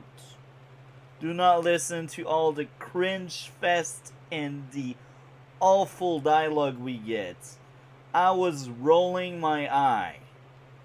Like, a lot. The action sequence itself is fine. I was entertained, I liked it. But then the characters speak and the dialogue was really bad. They tried so hard to be funny and they failed, for me at least. During the rest of the episode, the dialogue was fine. But it's really in that dream sequence, and that's the first contact we get with that last season. You want to look good, right? You want to hear good or to be listened good, you know, if you know what I mean. You want to look good, and you look bad when you write that kind of dialogue. You look really bad. The other issue would be the pacing. I feel like a lot of the scenes could be trimmed down or straight up cut off. This is a time loop episode, so we can expect some things to repeat. But not too much. Like, I feel like all these morning where they wake up, many morning in a row. You don't need to show us like 10 shots of them waking up. You told us in the end of the episode we had 58 time loop anyway, so what's the point of showing us if you want to tell us at the end of the episode? So I'm fine with one of the two, but now you give us both. Feel like they just wanted to fill some time. With that being said, I'm glad at the end of the episode they explain why they were able to fix that time loop. Is it the best explanation? Not really, but I got one, so I am satisfied with that. And I will be honest, it's interesting to have this premiere being a time loop. That's the first episode of your season and you already do a time loop. I think it's original and unique, and because of that it's worth mentioning, and I like that a lot. Because usually time loop, it's the episode you place somewhere in the middle or near the end to give closure to aspects of your story or characters. But here they open up with this, and this was good. I think as a time loop episode, it wasn't the best, but it was good. It did the job it needed to do. I like how the theme of this episode was very thinking that the future doesn't require free will at some extent, and it's interesting to explore this. Like, the biggest takeaway, the lesson Barry learned was you cannot map out a future. You can only live what's going on today and hope for the best tomorrow. And I like that idea a lot. Making plans overall can be good, but it can also harm relationship. Iris didn't like that. And yeah, I think in this specific episode, Barry and Iris' relationship actually worked better than past season and past episode. It's surprising. I will be honest here. I'm not really into shipping and relationship and love stuff. I think it's pointless, and most of the time it's not really well executed, especially when it's CW. But I think in this episode it actually worked. I thought the tone of the episode was very interesting. It was funny at moments and it was more serious at others, and the tone didn't clash in itself. I think every scene had the right tone for what they wanted to do. And The Flash as a TV show was a lot about the past. Look at Flashpoint. He wanted to change the past because he wasn't able to cope properly with losing his father. And season 1 was Eobard being stuck in the past and changing that past to go back in the future. And yeah, I think The Flash for most of the show was about the past. Another good example, why Cicada is a villain. It's because of his past. Now with this episode, it's all about the future. And it's very interesting because it's the first season where from the get-go the issue is the future. And it's interesting because in the third season, yes, they wanted to change the future, but the big trigger, the big thing that created the third season was issues from the past. And now, what created the issues in season 9, first episode, was thinking about the future too much. I don't know if it was on purpose or if I give too much credit to the writer, but if I'm right and this is what they were going for, good job. The new Captain Boomerang. Look, the other one was very forgettable. I think he was mainly a Arrow villain. Because I know he came back to betray Oliver in the new episode, so I think this new Captain Boomerang is more interesting, he is different, and he feels much more like a Flash villain than what he was the first time we met him. And maybe it's because now he's a villain in the Flash instead of being more of the Arrow type villain. Anyway, speaking about Captain Boomerang, the fight between Barry and him was great. Barry is powerful. I like that a lot. Now, I may have one issue there. Captain Boomerang teleporting. Okay, it's not really explained yet. So maybe I'm too harsh. But even there, the action was good. And since I didn't mark that down in my notes, it didn't really took away any points there. Because it's just while we speak about this episode that I realized that Captain Boomerang was teleporting. There are two cliffhangers to this episode, and they both got me hooked. I really want to see what happens next. And the first one was a hybrid being between Caitlin and Killer Frost. I cannot wait to see what's up with this. Is she a hero? Is she a villain? Is she anti-hero? Will she be part of Team Flash? How does she work? I really hope it will be well explained. And I also hope it works. I want a consistent character and a well-written character. This is what I am looking forward to see. Now, second cliffhanger. Red Death appearance. That was great.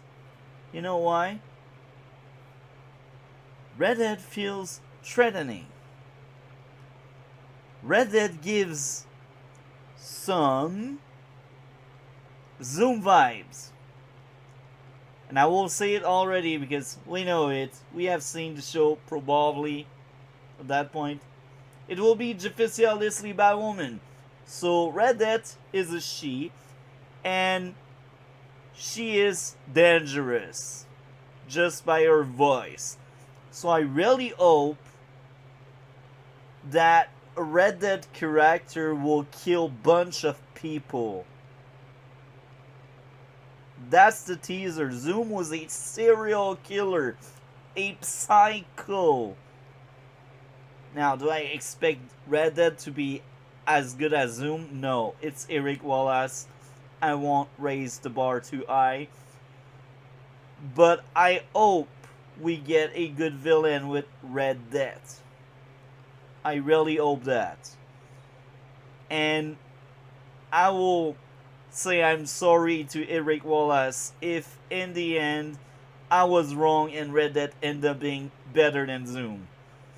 But the vibe I am getting right now about this new villain, I like that. I want a dark season because I feel like the show works very well with a darker tone. My favorite season were season with a darker tone, except for the third season. And I still think at its core the Flash will be lighthearted and it's fine.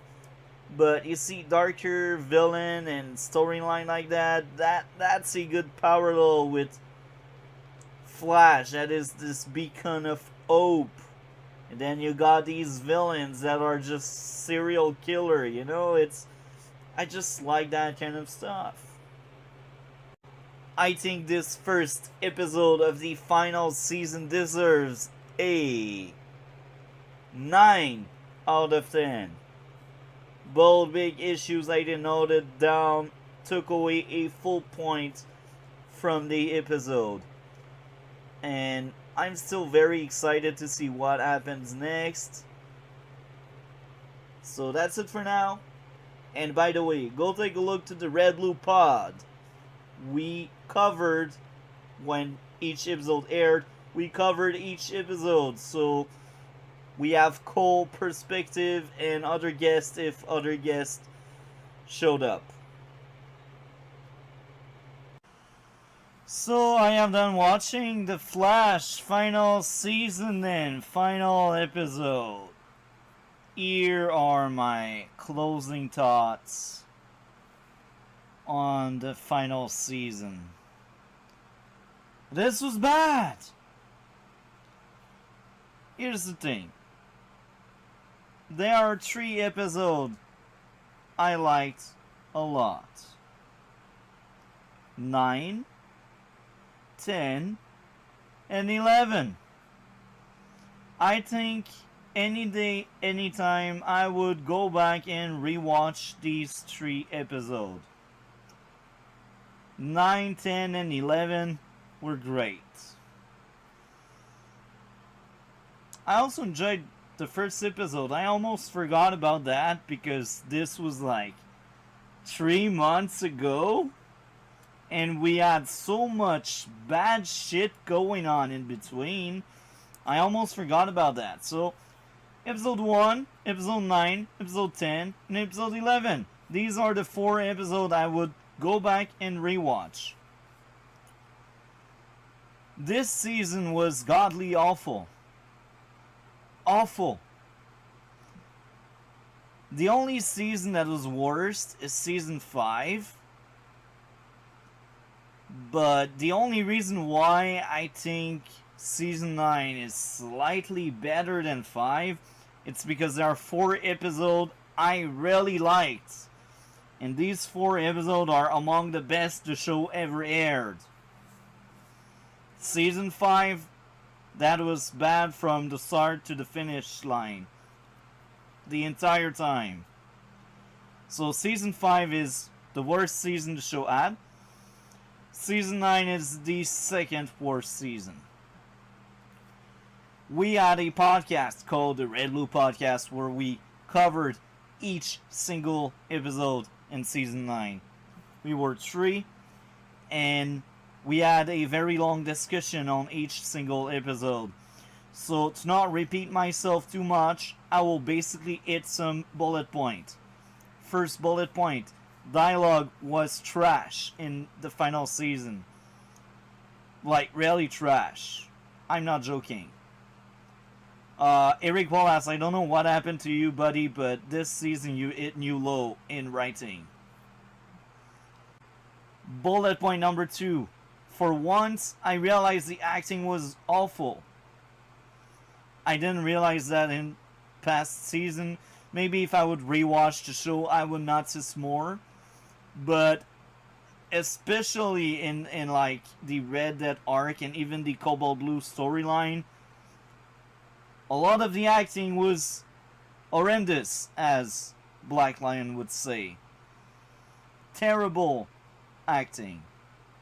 And I'm sure it's not even the actor's fault. I think it's the direction and the writing. I will blame everything on the direction and the writing. Because I think the actor all did what the people behind the scene wanted them to do. But people behind the scene, you don't know what the F you're doing. You just don't. Bullet point number 3.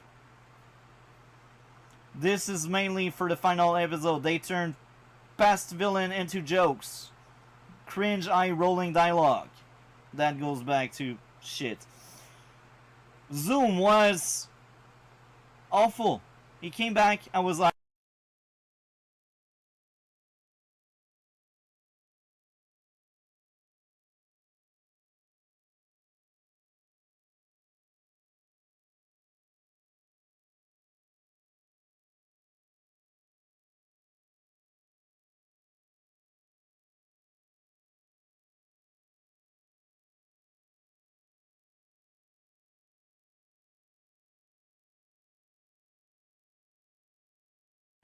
they turned Zoom into a bitch.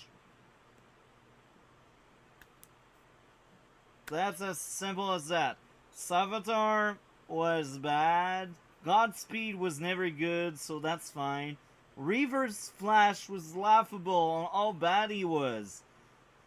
His signature move is to do that, and boom, he kills you.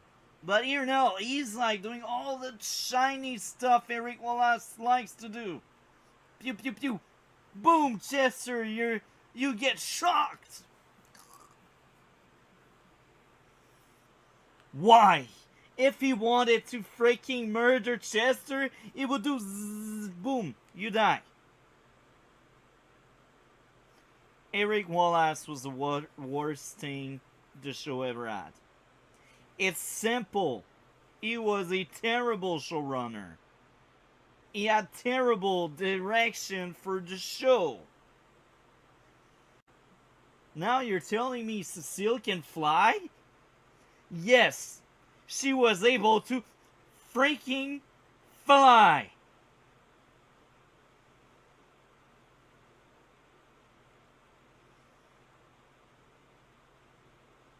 I'm losing my mind.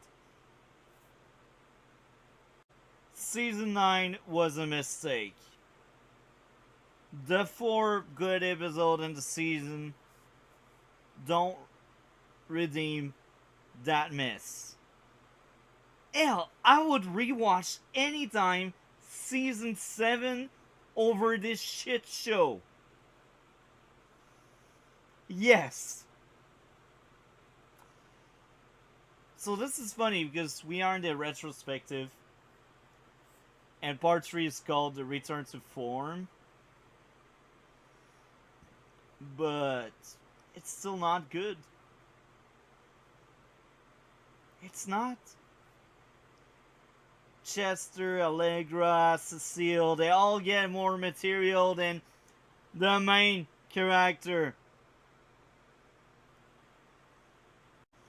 This season was bad.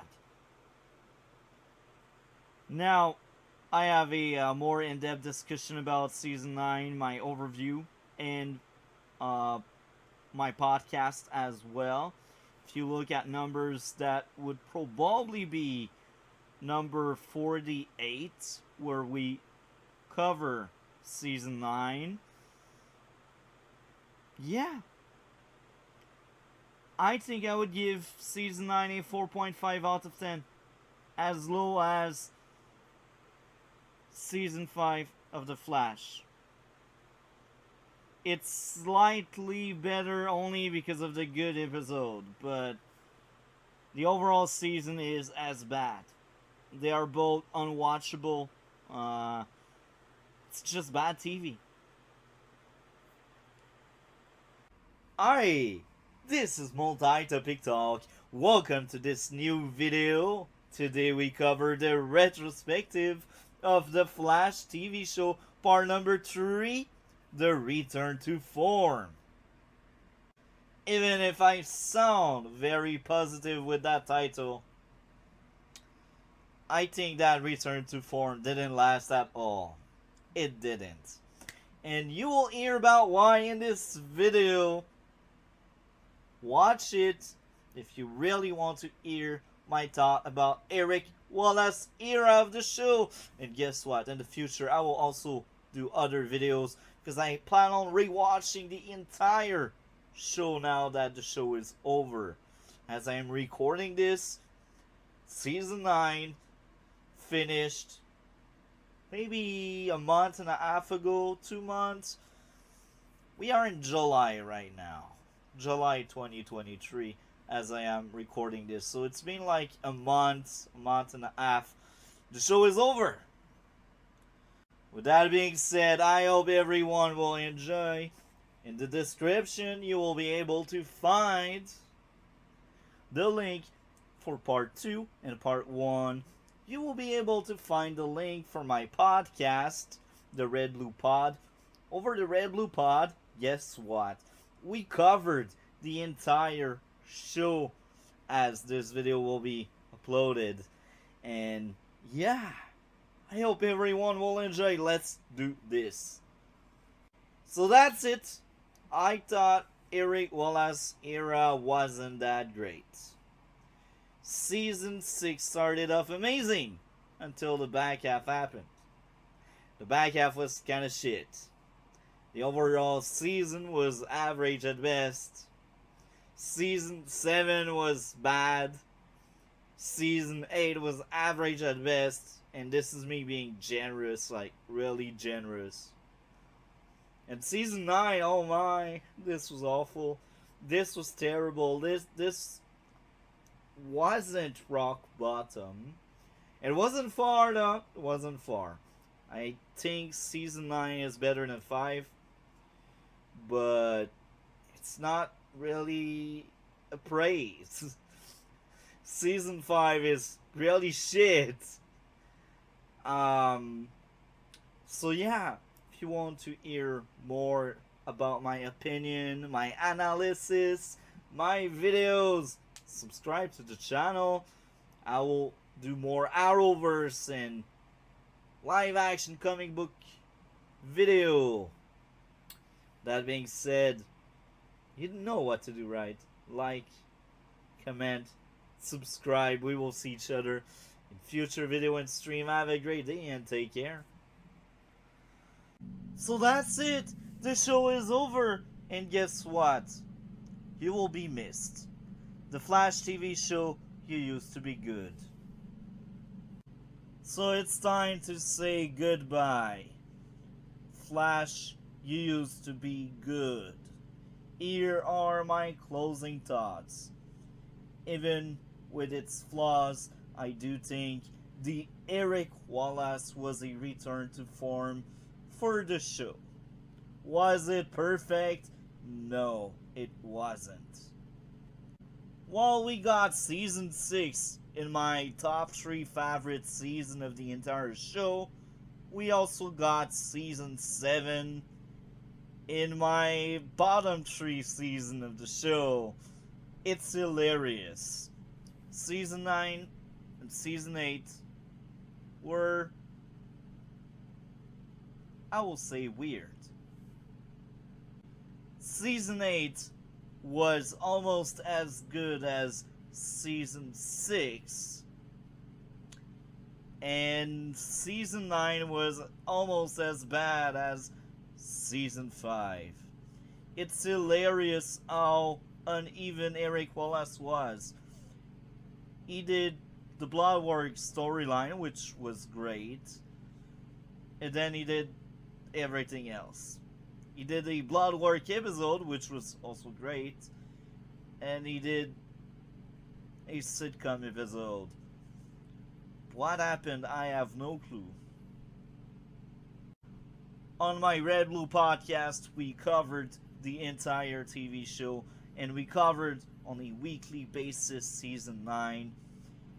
And I will say, season 6, 7, 8, and 9 were slightly better than season 3, 4, and 5. Well, depends on the season, but that block of season is more watchable than 3, 4, 5, for me at least. I don't know about you, but I'd rather watch Bloodwork than Savitar. I'd rather watch Cobalt Blue than Cicada running away every week. And that may shock some of you, yes. I didn't think Cobalt Blue was great. It was still better than what we got in season 5. It's sad to say, as someone that will defend to the teeth this TV show, but I think, as I am recording this video, the entire TV show deserves a 5 out of 10. It's very sad.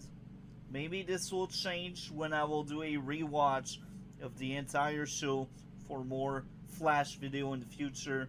Maybe this will change, but as I am recording this by July 20th, 2023, I think the overall Flash TV show was bad. It's very sad to say. I'm a huge Smallville fan. As I am recording this, I am rewatching Smallville for my podcast. And hell, that TV show is much better than The Flash. I'm also a huge Arrow fan, and I will defend Arrow to the teeth as well. Even the worst season of Arrow are worth watching at least once. Except for maybe 4. Maybe you can skip season 4. But I'm a huge comic book fan, when it comes to live action at least. Eventually I will buy a lot of comics. Right now my priority are elsewhere. I'm not rich, otherwise trust me, I would have every issue of everything.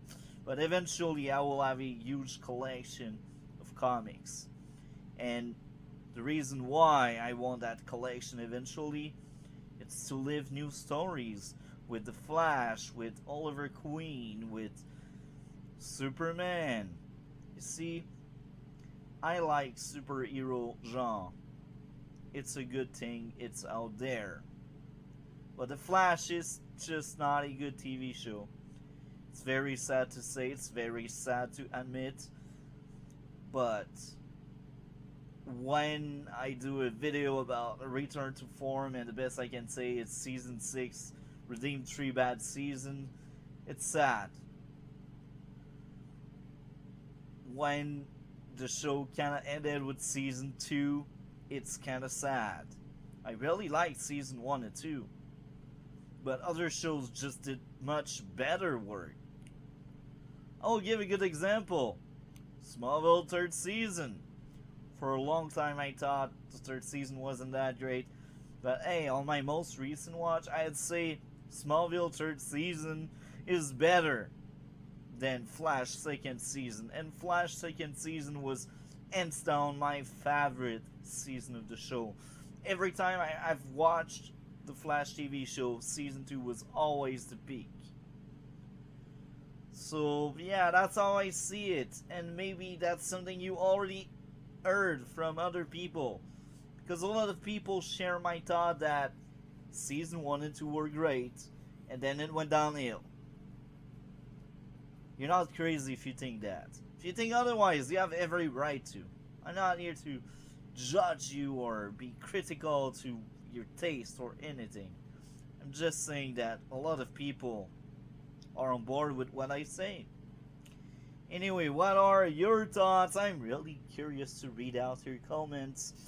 Like and subscribe for more Arrowverse content. In the future, I plan on rewatching the entire show when I get more time, and every season will get a new and updated review. I already did reviews. I called them overviews. I won't delete any of that work because I still value them, but this is a long time ago. Even this retrospective is a long time ago because I changed a lot since I first recorded the start of this retrospective series. So yeah, I will rewatch The Flash, and I will make more videos about The Flash. Even if the show ended, we can still talk about it. I mean, some people still talk about Smallville 20 years later. Why can't we do the same with Flash? Flash is not as good, but it still left an impact, and there's still a lot of fans of the show. Anyway, have a good one and take care. See you later.